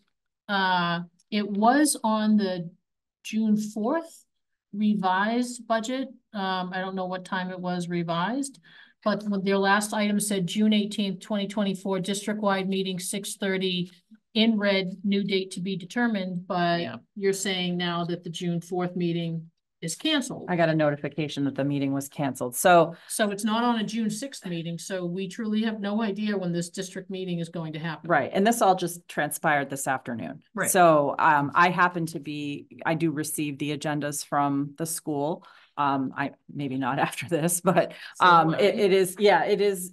I think the bottom line is it's really confusing. As Scott said, there's genuinely a lack of transparency and understanding about how we should best move forward, because we're not getting the information that's been requested since the letter that was sent November 3rd, jointly between the FinCom chair and the select board chair, as voted on by both boards. Scott, I have ideas of how we could adjust things. Scott has ideas. We've discussed them. We started to discuss them at FinCom, but the problem is, without more information and understanding of, as you point out, why are we having such a huge difference between Berlin and Boylston? What is going on with the Bridges program? Why do they continue to need the 383 when it was supposed to be one-time funds?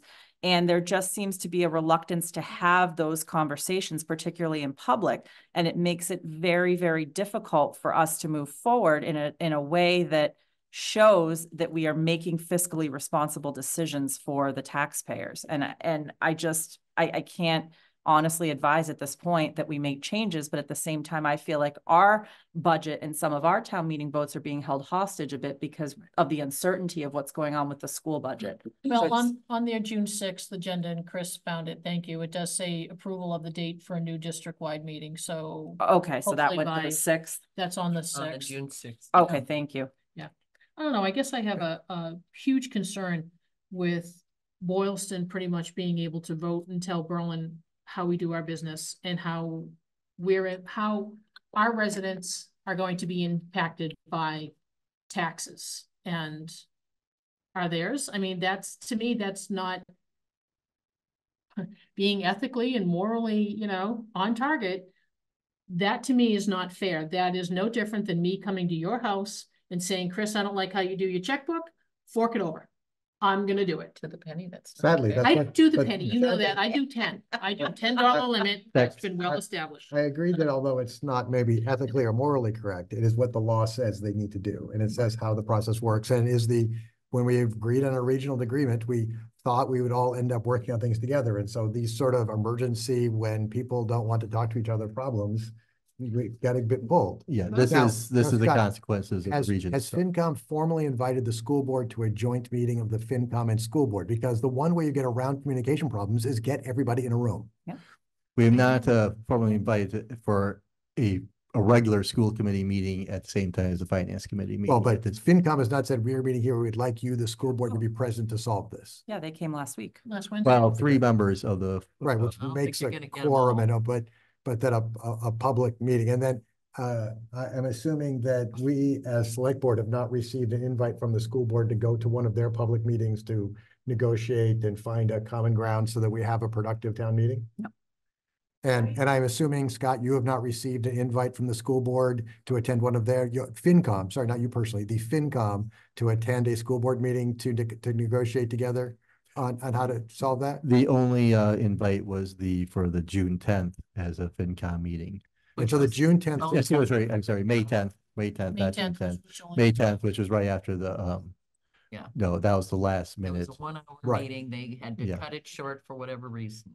And so could potentially the select board decide that we're going to be the one to invite everybody into a room to solve this out? Because if the 3 groups, the select board, FinCom, and school board, don't get into a room together, we'll have a disastrous town meeting and waste a lot of people's time and energy. And so how do we make the group of us to get into a room to negotiate this thing out?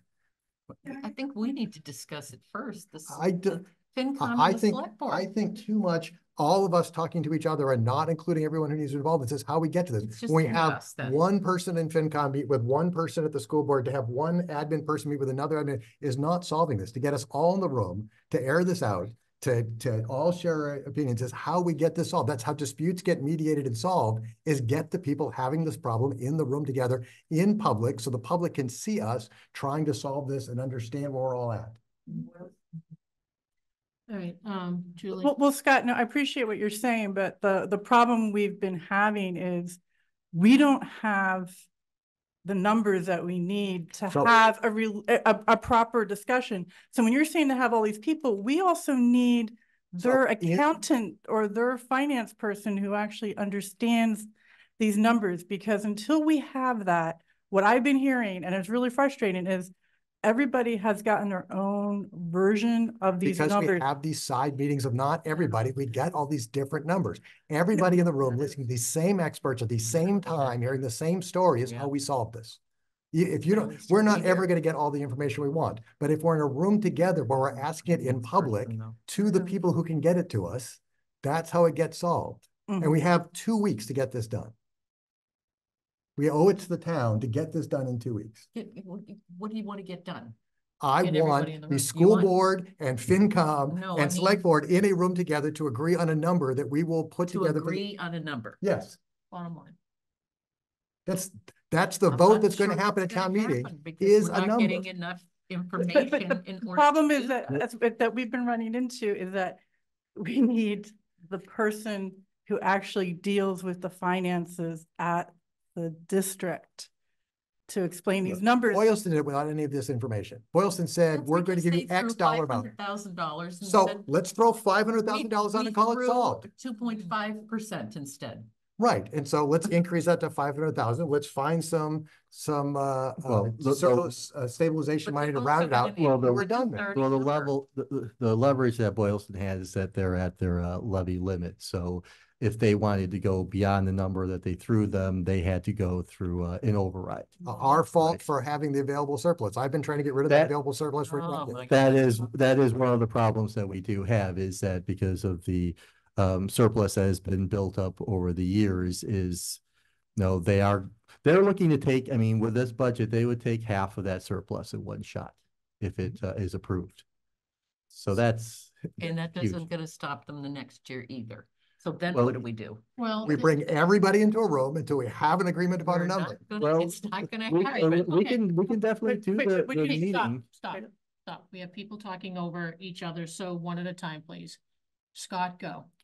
We can definitely do a meeting. I mean, we can decide at least between, here about what would be a date. Do we want to do it during a select board meeting next week? Or do we want to do something on a Tuesday and we'll make a request to the school committee to also schedule a meeting? I Julie, think it go. would be, Hang on, Chris. Oh, I didn't have anything to say. I was just, you were trying to talk and I was trying to point it out that you were trying to talk. Okay, thank you. All right, so what are we gonna do with everybody in a room? Well, We don't have the information Okay. that we need. So what's gonna happen, and this is just in Peg's head, and we all know how fun that is that we will, I heard that, we will have a joint meeting. Probably sometime next week, okay, pretending here, just playing it out.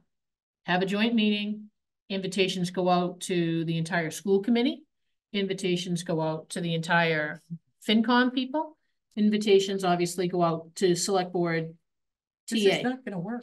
We asked them if you could provide a specific list of items that we need, wink and blink and nod. We can include that in the agenda. And the thing is, Chris, if we don't get the information, if committees don't come, then that is just additional information that can be provided at town meeting and or at the district town meeting to say, we tried to make a valiant attempt to get all parties involved. We still received no information. How can you vote on something when you don't have the backup? I think you might get them here. However, you're going to have nothing but chaos. No, it'll be If they don't have the information to Scott and the finance committee before that meeting, then there will be nothing but chaos in the room. Can I say something? I mean, I don't want to be making a generalization, but the impression I got from our discussions last week is that the members of the select board, of the school district, the school committee, weren't digging deeply into the budgets that they got. And so we're asking deeper questions than they looked at, which is why now that we're asking the deeper questions, that's why Scott had to meet with Carol and had to meet with Michael Wood, is that those are the people who can actually dig to the next level. And my concern is, yes, we would like to talk more with the school committee, but they're not the ones that are going to be able to answer the questions we need to move forward. So we expand to include Michael and Carol. Yeah. Through the chair. Mary's had her hand up online for Oh, some time. I apologize. I'm sorry. I Mary. missed it too. I'm sorry, Mary Porter. Hello, Good afternoon. join as. Yeah, hang on, Mary. hang on. Mary's not Thank allowed you. to talk, sorry. Yeah, Mary, unfortunately, I can't That would allow make, you. that would make a quorum of Right. FinCom at a non-public, a non-posted meeting. Right, so unfortunately, I Right. can't allow you, but thank you. Sorry, Mary, I'm sure you had something great to say, nothing personal against, I'm just trying to be sensitive to public meeting laws. Did we didn't post the FinCom? There's no No. posted. They're posted, they're meeting. presenting. But if she's back there. Okay. It doesn't Mary, I was matter. thinking they both had posted, sorry. Yeah, it doesn't matter. You have 1, 2, 3, so, okay. Okay, I mean, I agree that, I mean, a joint meeting of this would probably be chaos, but I mean, I'm perfectly willing to have that meeting and to see what could, come out of it. There's nothing, I mean, if anything, there would be I think, more clearer picture from every side's position that, on what's going on here. Can you, as Peg suggested, put a list together of what you need? And if they could get that to us before the meeting, that would be I helpful. personally think I got stuff of what I need of things to propose. I've already proposed certain things, but they don't themselves know what it is, and they don't seem to have the willingness to dig into those numbers themselves. So You do have Michael Wood coming to the June 6th meeting. However, the meeting is at 11 a.m. Yeah, it's And Not extremely. I don't know whether he would be helpful either. I don't know him as a finance person. He's I know him learned. as a superintendent. Yeah, and I think he's getting up to speed himself. Probably, and that's probably not what they need. They need somebody who's already can be up to speed. So I don't know how much you met him. Yes, I mean, he understands, what being asked for, but also understands going next, just not trivial That's to. not gonna happen. Right, I mean, or else it's extensive work on that. It's like you kind of think that a lot of this stuff would be press a button, there's your finance software. I mean, that a lot of this stuff is regular, right? This isn't new things here, and be able to generate the general Usually numbers. What a finance director can do is press a button and get Uh, all kinds of well, information right, that they're looking for. And at the same time, like say, it doesn't seem like there's the willingness even on the school committee to dig into these numbers and make that same effort, and also make sure the numbers are accurate. But we could definitely, I could definitely try to put a meeting together. I don't know we could just see here what's availability next week. I can propose some times to the school committee and see what we can do to get, between their 6, your 3, and the 4 on our committee, the 13 into a room at the same time to discuss this and see where we can go. Well, we have it as a 1-item meeting. That's it. If we decide that it's next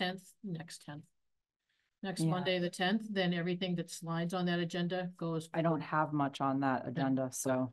So can we agree that we'll dedicate the 10th right now, in theory, to a joint meeting of FinCom and us and the school committee? Just so that you can go back with dates Yep. to your FinCom to say, is everyone available on at? Okay. And just The to numbers clarify, that we've gotten so far, they don't make any sense to me. If they make sense to you, that's great. They do not. I need more of an explanation. Yeah, and why they are what they are. Yeah, I think that's the issue. I mean, again, I'm, estimating based on the data that I do have here.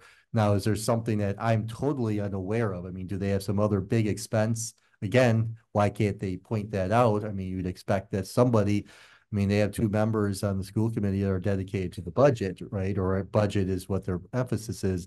And we don't seem to be, able to get those answers, the dollars and cents right there.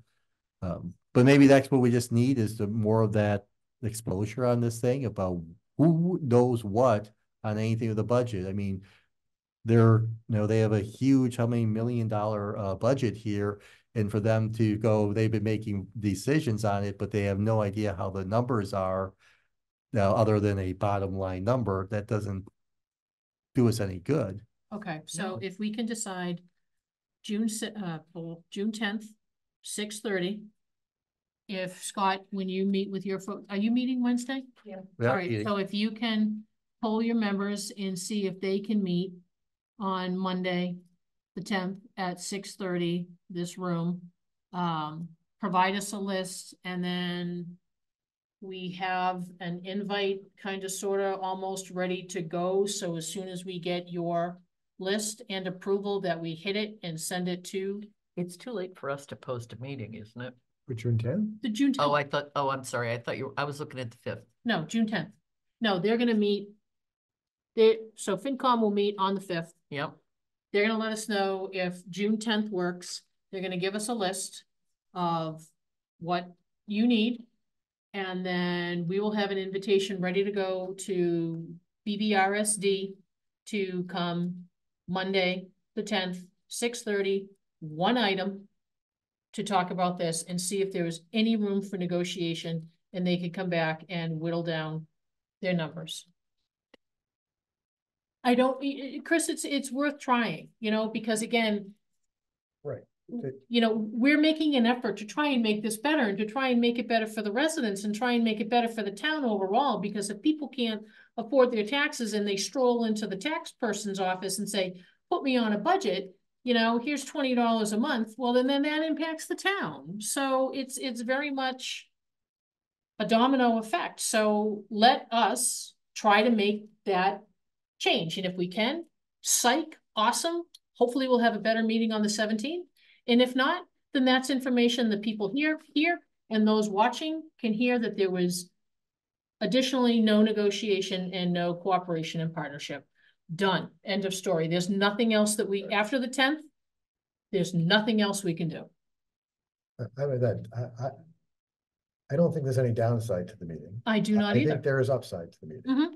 I think the chances of yes might be low, but I think we owe it to the town to Mhm. try to make it work. And really, my questions of where I started is, what's the number that really is impactful to the schools? I could believe that cutting $750,000 from the school budget is unacceptably devastating to the schools.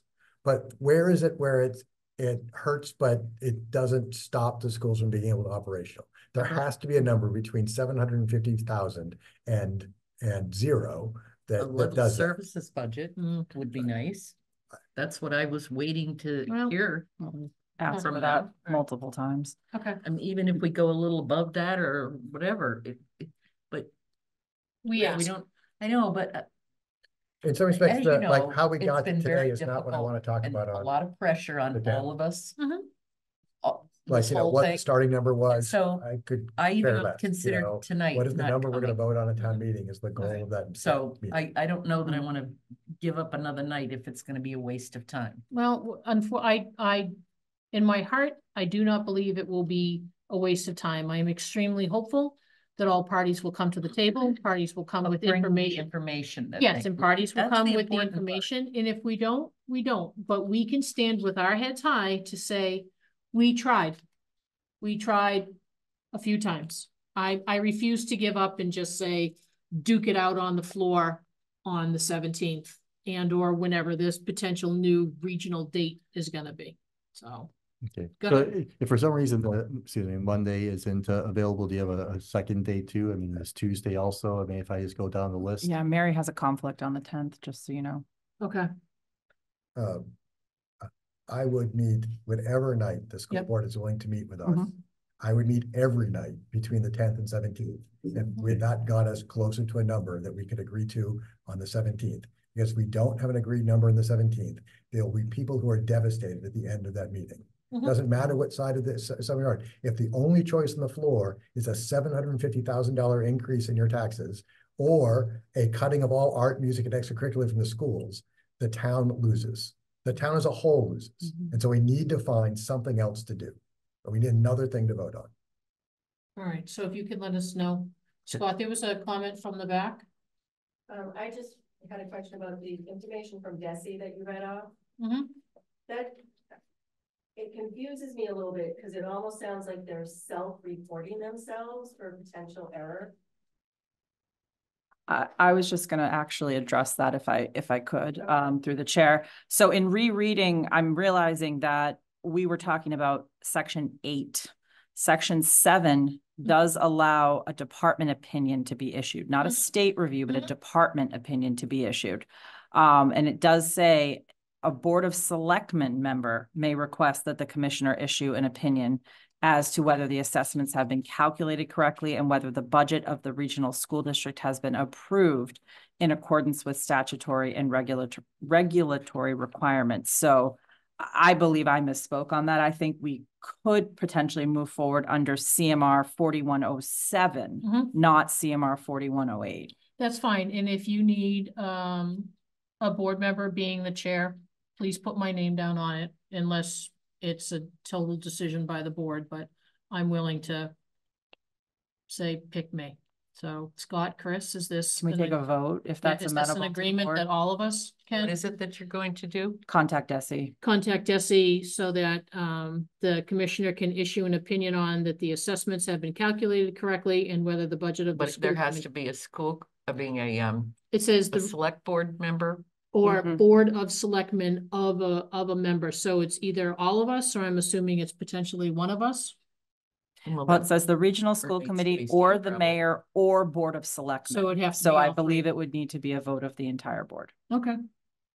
But nobody has to do anything. You're gonna be doing the phone call or the. Right, but she does it at a request of the select board as a vote. Correct. Because she Exactly, I doesn't- got that. Correct. So do But we- she made it sound like it was gonna be something you had to do. No, no. Like, all right. So is there a potential motion on the floor that we direct Kristen to pursue this with the commissioner? I think if we really don't even need to vote, we need to be in agreement of it. Okay, is Because there, it's not really on the agenda. okay, is there an agreement, Scott? There's not from me, but I would stop it. I think that they have a budget that they have voted on. And I think the amount they assessed us is calculated appropriately. Whether or not they're going to spend the money appropriately or the money is well designed, I don't agree with. But I believe they did a proper vote. And when after the vote, they assessed what is the proper amount to the town of Berlin based on that vote. And therefore, I think that is not appropriate direction to go because I don't think it yields anything. Well, it could yield more information, but we don't know that unless we check. Chris, are you in agreement? Yes. I'm in agreement as well. If anything, Kristen, if you could take it as a fact finding, because if they say, oh, it's going to take us 8 to 12 weeks to come back with an answer. Well, obviously that's not going to be very timely considering the crunch that we're under. So if you could find out some specifics, kind of like the joint meeting, what's it hurt? This department opinion, what's it hurt?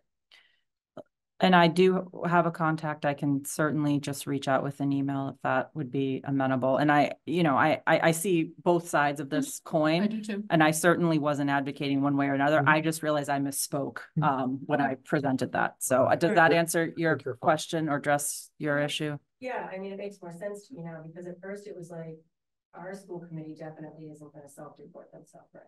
Right. So to me, it was kind of like I don't know, a statute or whatever Desi calls it, that almost like null and voided itself. It was like, really? Okay. And then can you just repeat the numbers that are the assessed numbers per student again for me? So Just the per pupil cost. per pupil cost. No. It's 23. I got the 25,885. What was the 18? Okay, so if it was based on their requested budget, the BMS 25,885, Boylston Elementary 18,887, and Tohoto 21,185. We had a lot of discussions on per pupil costs when I was on the school committee, and it does have a lot to do if you're doing it separately, which we had been up until we regionalized, that you have to have the lights on in all 3 schools. You have to do, the general costs are going to be all the same, although we only have about 200 kids in the school to divide it by. So our per pupil cost is going to be higher. Now, when we regionalize, it should be most likely divided. And I feel badly for Boylston because they, for many years, suffered. They would cut Boylston Elementary first instead of Tohoto. And that's why their per pupil cost is lower. All right, so we have a plan forward. Scott, if you could let us know. Thank you, Julie. Thank you for your input. And then Kristen let us know date and time that works for them, and then out it goes to the school committee. We'll see what happens. Okay. All right. And just to be clear, we all need to post too. So Yes. individually post. Yes. Okay. Okay. All right, so scooting down, I know that we still have a long list. Maybe there are some that we can slide under old business to another meeting that aren't critical and on fire. But next up is our TA report. Okay. Yes, did I miss? Oh, sorry, my bad. Thank you for Sorry, the that might actually become, as I read it more, might be irrelevant now, but we should at least acknowledge that it's on the agenda, the 7 o'clock hearing. Sorry, thank you for the So on the agenda was also discuss use of the COA van. And the June 18th special regional district-wide meeting is canceled until further notice we hear. We'll hear of the date. So the use of the COA van? Yeah, on the COA van. So we can use the COA van to transport residents to town meeting. Unfortunately, there is no driver on Mondays. There is no budget in COA. So we would have to find a driver who has the licensure, which could potentially be somebody on fire because or highway. If they would be willing to do it, we'd have to pay that person. And we would have to likely pay for the gas and the person out of the select board budget. So my question to you all is, do you want me to pursue that given the fact there's a cost out of your budget that isn't a normal budgetary expense? So that's why I need to discuss it with you, because I don't want to authorize that type of payment without. I think we've never been able to use the Council on Aging van for town meeting or even voting because there's not enough drivers or something of that sort, or paying, the driver out of the COA budget. It's legally allowed. Financially is also the other question that, yeah. Making sure everybody is safe to drive it as far as. Right. Right. So I would be fine with it, assuming that the joint town meeting is not in Berlin, not in town. No, it's that it says they've not posted the meeting. We have not posted the location. There could be that the school board will have the joint Berlin-Boylston meeting at BMS, since it's mostly impacting Berlin people and make it easy for us. Oh, no, I we're was talking thinking about about the the 17th. 17th. Oh, the 17th, not the Yes. 18th. Oh, okay. Because it says 18th on special regional. Yes, Oh, I'm sorry. sorry, I Yeah. blended them together. Yeah, That's those are confusing. two items. Yeah, Oh, no, the that's what I COA thought too. van is for use on the 17th for the Berlin town meeting. The only thing is if you have a large number of people that want it, we have to make sure we accommodate everybody. Right. Well, and I think that's just it. We'd have to gather a list. We'd have to figure out where they live. We'd have to come up with the best route. And then unfortunately, a 6:30 meeting could mean, and I'm making it up, 5 o'clock pickup. And unfortunately, we have no time frame when the meeting can end. It could be over by 7:15. It could be over by 10:15. So then you've got all the delivery of the folks to go back home. I'd like just to come back to this when we have a date and time of the special joint town meetings. I feel more about helping with transportation when it's outside of our town boundaries, but Okay. BMS, I get that it does limit some folks, but hopefully those people can Reach out find and neighbors and friends to help. This get would be folks. up to the school committee, I assume, on location. Yes. Yes. And they're joint one, probably going yeah. to pick Boylston, Toronto. I would guess. but- The other thing I wanted to ask was about, how are we gonna get the word out about this since nothing goes door to door? Nothing's going to go door to door like a warrant. Um, For the joint town meeting? Right. Correct. Well, hopefully we That's can not find an our agreement to not need a responsibility. joint town meeting. Right. Well, that's another thing I would like to discuss if we have a date. And maybe it's just using the, what is it called? The 1-800, the The phone. reverse. the reverse 911. Just letting people know we're going to have a meeting, write this down, this is the date and the time and something or other, but that would be probably easier than sending out a notice in the mail. Well- Because otherwise people in Berlin will not know that there is a meeting. Right, because they're used to getting it in the mail. Right. Sure. So I mean, there's that. You could always post information and put it around town, the general store, 19 Carter Library. You could use the unofficial pages, use our official page, get in touch with different groups. Maybe they can, kind of like the commercial. I call you, you call Scott, Scott calls Kristen. You know, maybe they can talk amongst their friends to get the word out.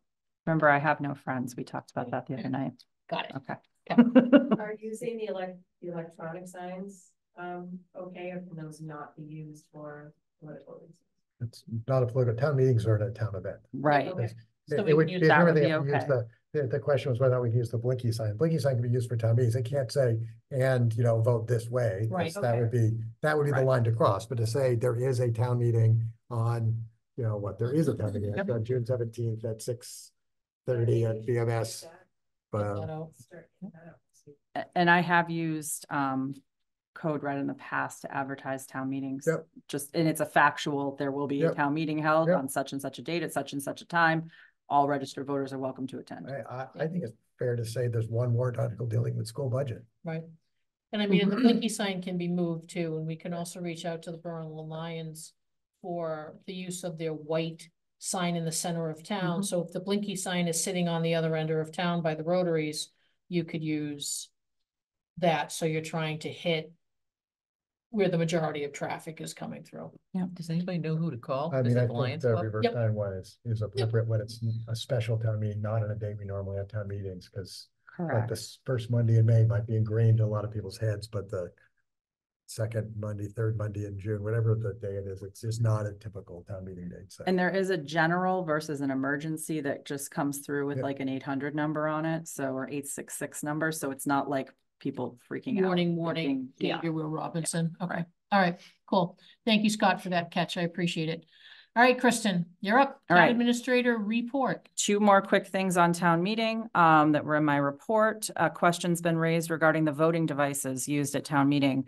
The town owns 400 of the clickers, the voting devices.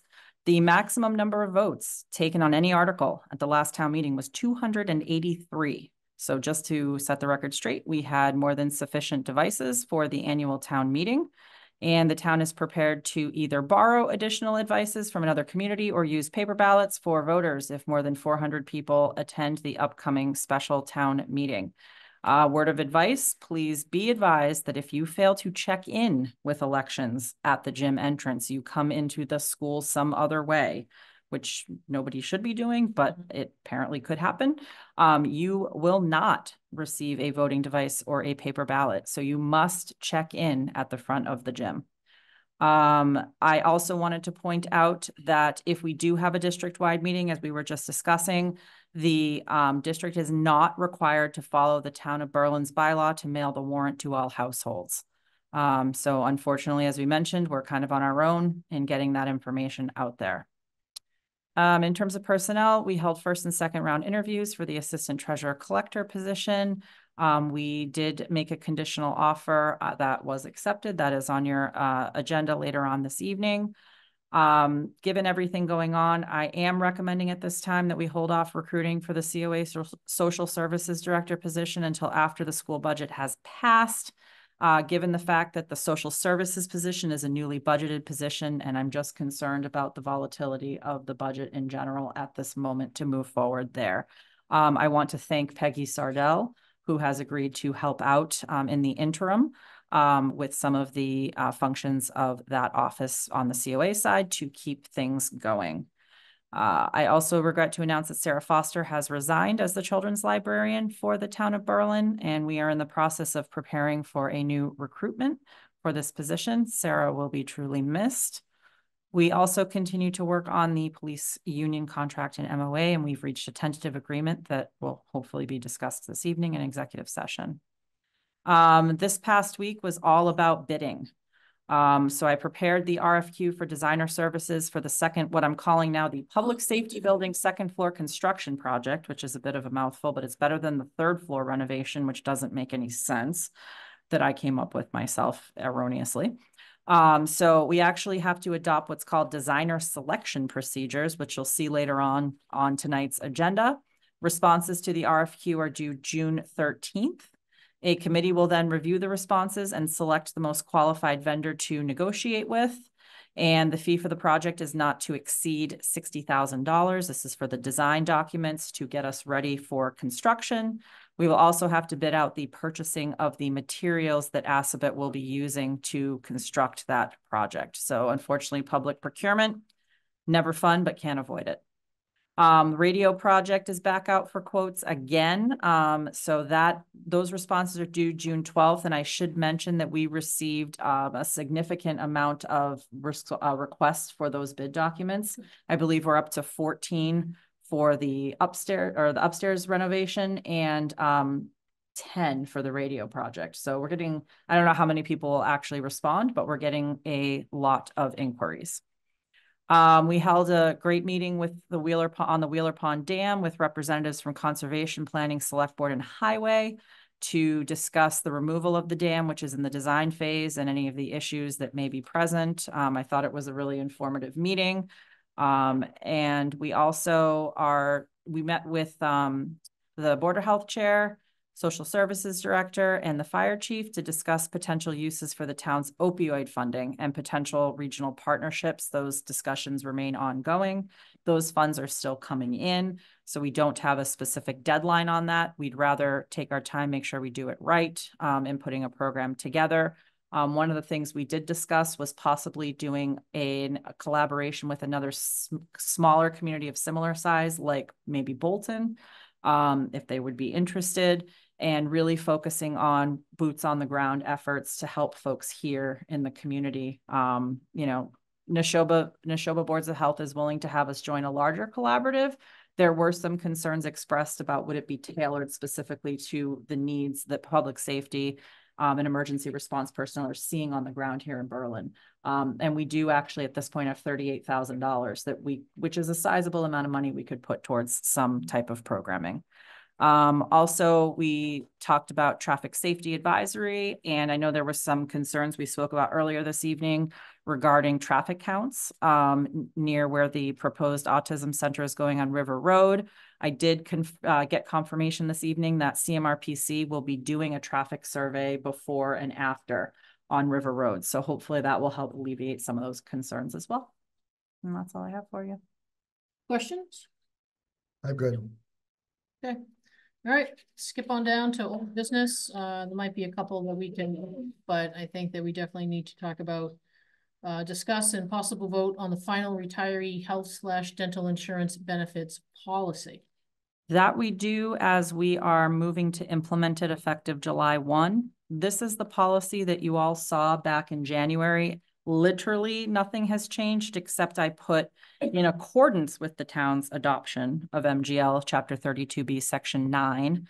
Eligible employees will be required to contribute 50% of premiums, while the town will contribute the remaining 50%. So I just added that sentence to the first paragraph to confirm we have taken the vote, and that's what was decided.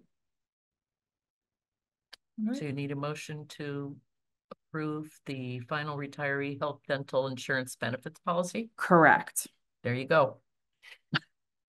Second. All right, motion and a second. Any additional questions? No. All right, all those in favor? Aye. Aye. All right.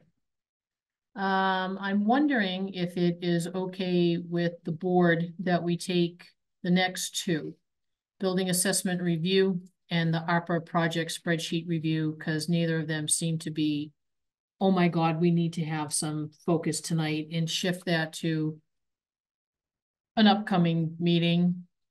Probably is this the July. building assessment of the buildings we own in town? That is correct. Okay, I wasn't sure if it was the one that the fire and police. No, it's all it's all the buildings we own. It was for the company that came out, and then ARPA.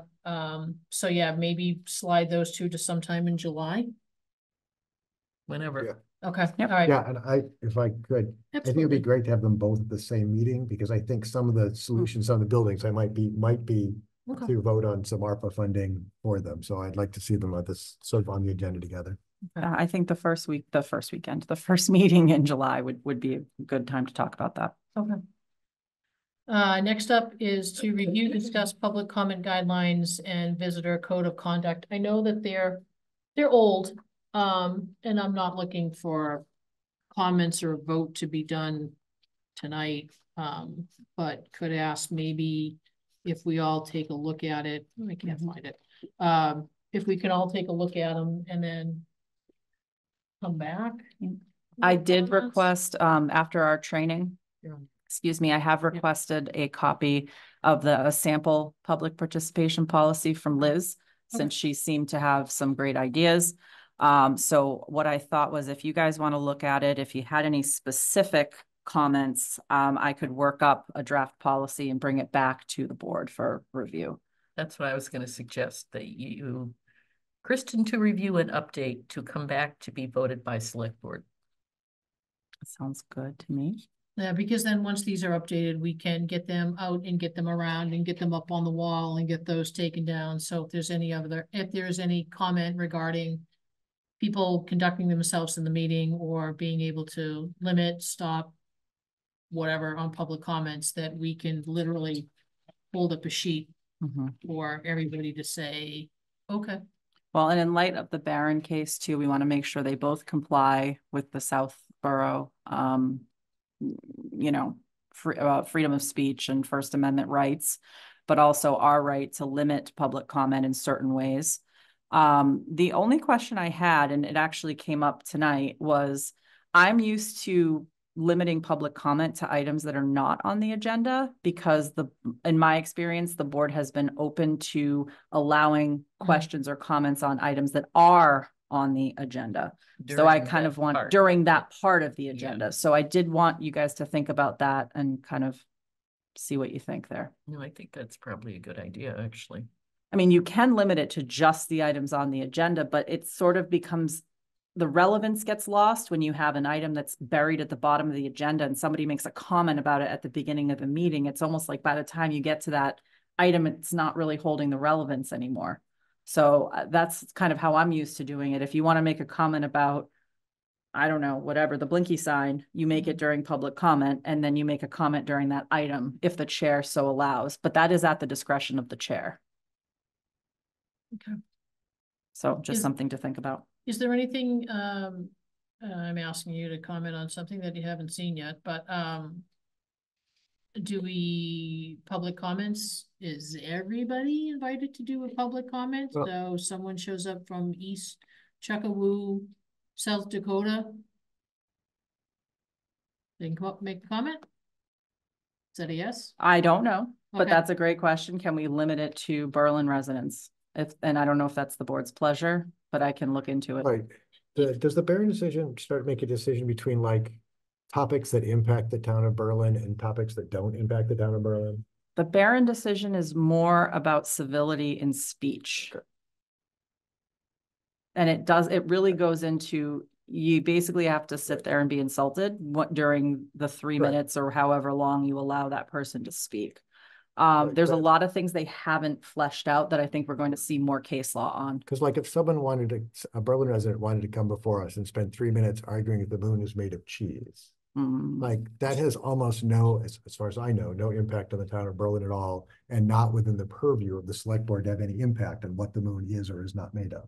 That's fair. I try to come up with an example that is way out there. Yeah. And so I'm trying to figure out how we write that like, I would love, because if there are topics the select board that affect the town of Berlin, the select board is ignoring for some reason whatsoever, I think it'd be really appropriate for someone to come forward from the town to say, gosh, I think you're ignoring, the paving on road X or Y, we do get comments like that.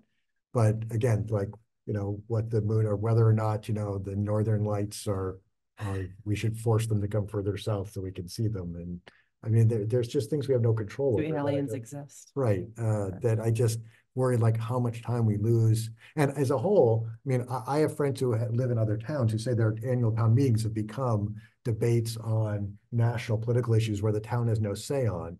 And I am very happy that both our moderator and town have made town meetings about things the town can vote on. We spend a lot of time there talking about some very important things. And there's some important national topics that we probably should debate, but not at town meeting, not at select board. And I'd love to figure a way to write this in a way that it is things the town has control over or impact the town. It makes sense. I'm trying to think logistically though. Right. But until someone gets up and starts speaking, you don't not gonna know. necessarily You don't know. necessarily know, right. And then if they start speaking, do you have to give them their 3 minutes or however long you allow? Right. So let me look Probably. into it. All right. Yeah. All right, so then that will come back up for sometime in July item. All right, down to new business. We should be able to get through these fairly quickly. Yes, sorry. Mr. Scott? We are not required to have public comment at every meeting. That is correct. You're But not like- required to ever have public comment. Well, I think, but like we just said for June 10th, we really want to have a, select board, FinCom, Mhm. school board conversation. And I think that might be one where, again, it's a one agenda thing. We don't have some of our standard minutes, Agreed. public comments, other stuff on it. A one Agreed. off. Yep. All right, down to new business. So we kind of sort of already discussed this, but formally, so we need to move, well, we get there. We need to move our next select board meeting from June 17th, because that's town meeting, up to next Monday, June 10th. So moved. I will second it. All right. I think we've had lots of conversation and discussion about this. Let's take a vote. All those in favor? Aye. Aye. Aye. All right. Are we gonna have a select board meeting on June 17th right before special town meeting or Well, during the day? yeah, we'll probably have to have Post one of for those. 6, would Yeah, you say? post for 6. Yeah. And, if people have trouble getting there, Posting for 6 on June Yeah. 17th. Perfect. just in case items come up, let's post it. Yep. All right, up next is the appointment of Ethan Bickford to the Conservation Commission. Ethan Bickford is no relation to Walter. That's right. Correct. He offered it at the meeting where they were talking to him, so. So moved. Second. All right. Great guy. Excellent. All right, so motion and a second. All those in favor of appointing Mr. Ethan Bickford to Conservation? Aye. Aye. All right. Reappointment of Kate Bliss and Karen Schultz to the COA. So moved. Second. All right, motion and a second. No further questions. All those in favor? Aye. Aye. Aye. Thank you, Kate and Karen, for the work that you do. All right, Kristen, we're gonna whiz it over to you to discuss and vote on the appointment of the Assistant Treasurer / Collector. Okay, so actually 5 qualified candidates were interviewed for a first round interview. 3 were brought back for a final interview. And we are recommending unanimously the appointment of Sergio Navarro. Sergio comes with a wealth of banking experience. He has moved up in the banking world from teller to mortgage loan officer in his most recent position. He's a very motivated young man, and I would have to say extremely well-spoken, even-tempered, just a very all-around, just exemplary individual that we really enjoyed speaking with, wanting to move into local government, very interested on the financial side of the shop. And we did have a conversation because there was one candidate with municipal experience, or actually one candidate with treasurer collector experience, one who had experience over the DPW department. But this gentleman was heads and tails above and beyond, and the treasurer collector's preference was to train somebody in her processes and ways of doing things, especially as she's moved forward with setting things up in her office along kind of a new path. So my intent would be to appoint Sergio Navarro, and I would ask if the board would vote to confirm that appointment. So is the person that is in there now doing senior work off, is that person still there?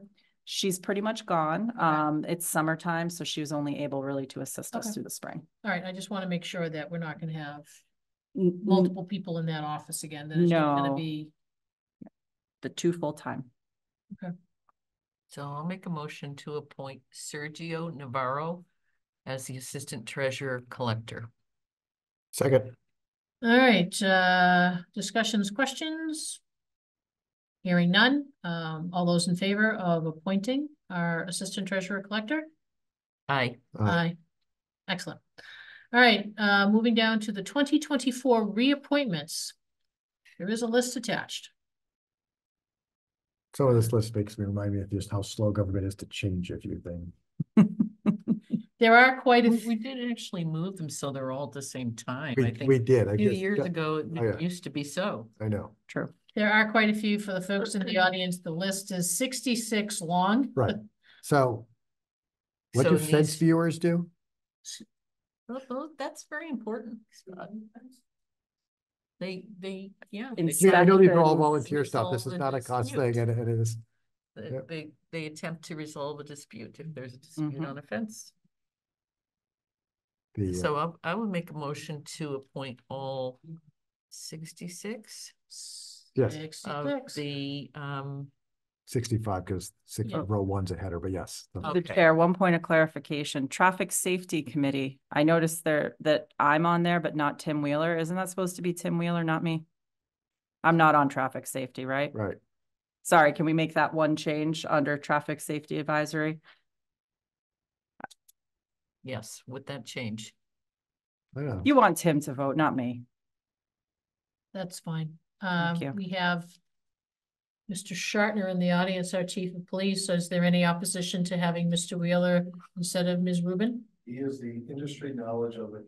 Yes. All right, and well, And there I you have go. preference, So if we could make that change, that would be awesome. All right, so with that one change, was there a motion? I Yeah, apologize. it was. Motion in a second. Yep, I second. I didn't. Any additional comments? Nope. Hearing none. All those in favor? Aye. Aye. Awesome. I'm seeing a typo, but that's all right. Right. I'm not gonna get into that right now. Under next new business, we have an application for entertainment licenses weekday and Sunday submitted by the West Street Tavern. Yeah. So moved. They were. Weren't they just here last week? They would like to do entertainment. That was for everything else, the licenses for everything else, and now we're doing entertainment. Correct. And I'd like, because the board did not take a vote on the entertainment license piece of it, I would like that to be A formal vote. a formal vote. So this is And- for entertainment, trivia, karaoke, Sunday entertainment, music, recorded and live, TV during regular business hours. Indoors. Indoors. Is there a motion on the So floor? moved. There was. I second. Sorry, moved in a second. Having no further questions, all those in favor? Aye. Aye. Aye. You know, what maybe we need to consider at some point is a consent agenda if we're gonna have this lengthy of a. If it's things that you just really, you want to approve the consent agenda, it could be like, you know, bullets 5 through 10 or whatever. I don't know. I like saying them out loud sometimes. Well, it's nice for the people here, there, and watching, Yeah. hear what's going on too. Well, So for full transparency. school committee can do it, we Yeah. can too. All right, so next up is the application for a one-day special pouring license submitted by Flying Dreams Brewing Company to be utilized on October 21st at an event at the Solomon Pond Mall. I'm assuming the agenda is a typo.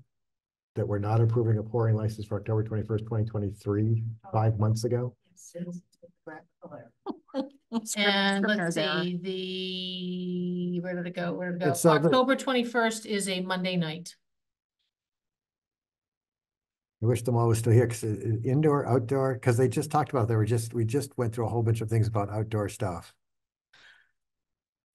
Well, She- this is, Did she say And that? she said 3, but the next She said agenda they weren't item is gonna do it 3 anymore. events that I bet are going to be in that sort of Upstairs. horseshoe food sort court. area.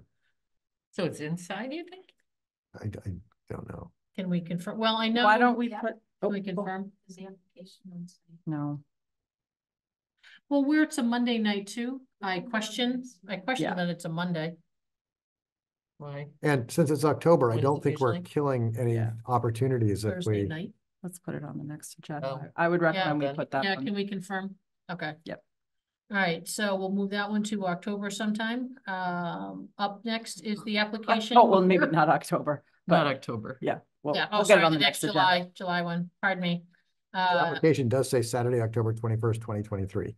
Eh. Just- Oh, really? Yes. Okay, Dropped the wrong one. Yep. okay. Make That's sure fine. Thank you, Dee.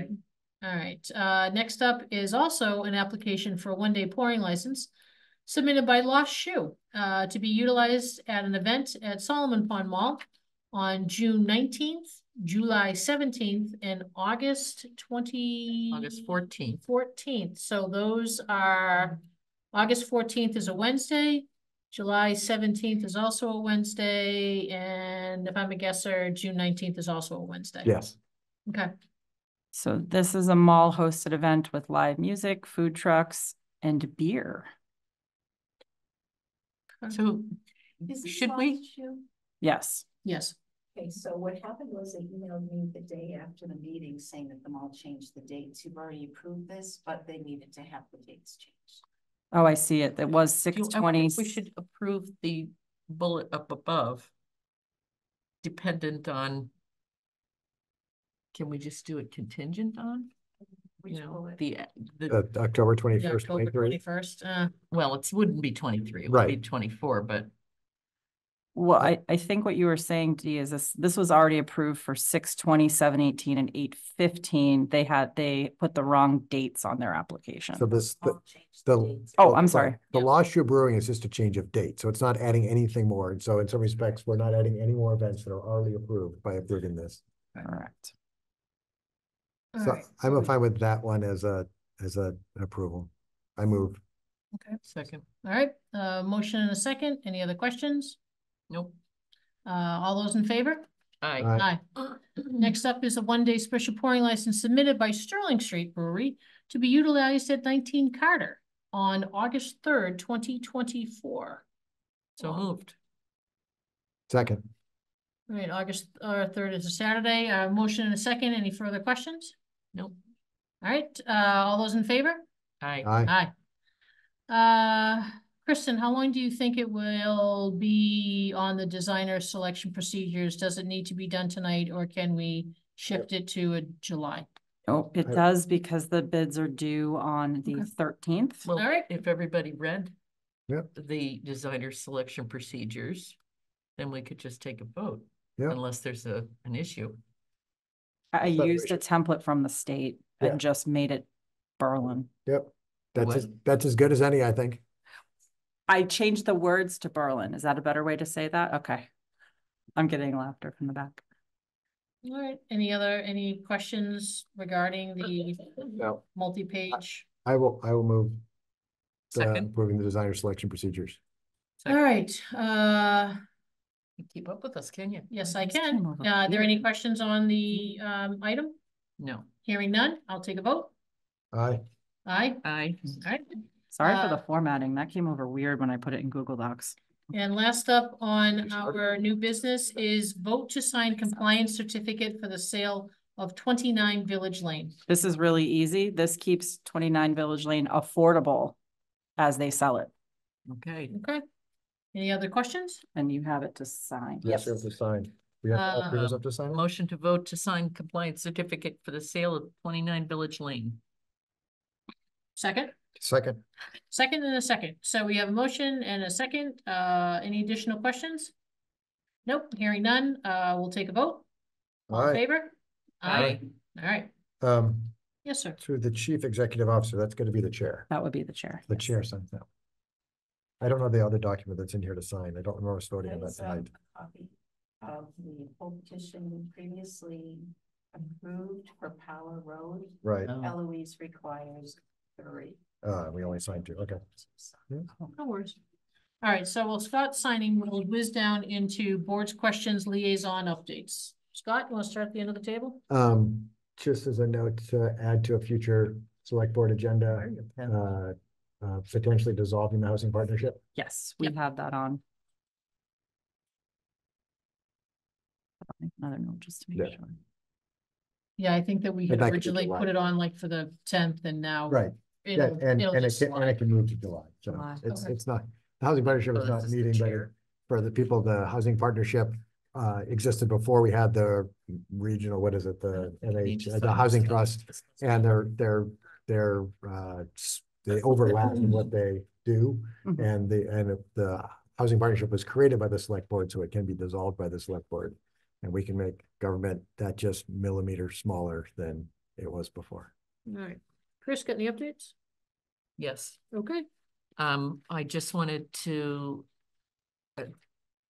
thank you all for agreeing to send the email about the canoe launch and the tearing down of the old liquor store at River Bridge, because it looks like both are going to or will have already happened. Yes.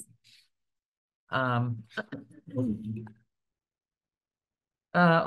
attended the May 28th BBRSD meeting. They were attempting to make a motion to add more school choice, which I am happy to say that they were not successful at, because there's, you know, it's not always a clear that you're not just bringing in $5,000 at a kid. You know, there could be other extra things attached to the child that could affect the budget. So they ended up sticking with the Tohoto principal's recommendation of 0. And then, of course, they scheduled the school committee meeting for 7:30 a.m. on the 18th. And the town meeting at 6:30 on the 18th, but that will be changed. And I think, I attended the screening interview for the director of finance for BBRSD. We were just screening the candidate, and Carol will still be the one who decides if she will interview and/or hire. That's it. All right, I'll go quick. So Concom, they're starting their bird banding again. So I plan on participating. That's gonna be kind of cool to see who's come back, where they're coming from. And then energy, our energy committee has been pretty busy. They've got a green community grant cycle. I'm trying to read my writing, a grant cycle that they had sent in with the help of CMRPC. Unfortunately, with the BMS HVAC, they would have loved to have added that to the green grant, which probably would have helped our cause, but we didn't have any information, so we move on. The National Grid assessment on our fleet. It's we currently have 33 EV vehicles, and there are 13 potential ones that could be beneficial to convert to EV over the next 15 years. That First PowerPoint is the supplier for the next 3 years. And here's a fun fact for everybody. Since 2017, the aggregation has saved the Berlin taxpayers. Anybody want to guess? $15.95. $1,769,598 over the basic National Grid rate. So, boom, chakalaka, and that is all that I have for that. We do have a need to enter into executive session. The board will enter into executive session under Mass General what? Can I just ask, Kristen? Yep. Do we need to do this evening?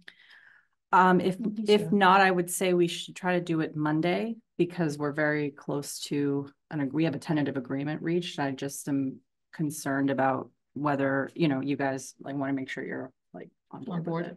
But we could do it Monday, if maybe either before or after, if we have a Well, I already know the information. Is it I know, okay but if I go? No. I have a feeling that the joint meeting is going to be very long. Do you anticipate, Kristen and or Eric, that this will take 15 minutes, half hour, 45? I can do it in 5, depending on how many questions you have. Right. Wow. All right. Okay, so the board will enter into executive session under Mass General Law, Chapter 30A, Section 21A3 to discuss strategy with respect to collective bargaining, police union negotiations, and will return to open session only to adjourn the meeting. The chair declares that an open meeting may have detrimental effect on the bargaining position of the public body. So we need to vote to go in. Can I have a vote by member? Hawkins, aye. Keith, aye. Stone, aye. All right. Thank you. We are good. Thank you. Appreciate you. Thanks for coming.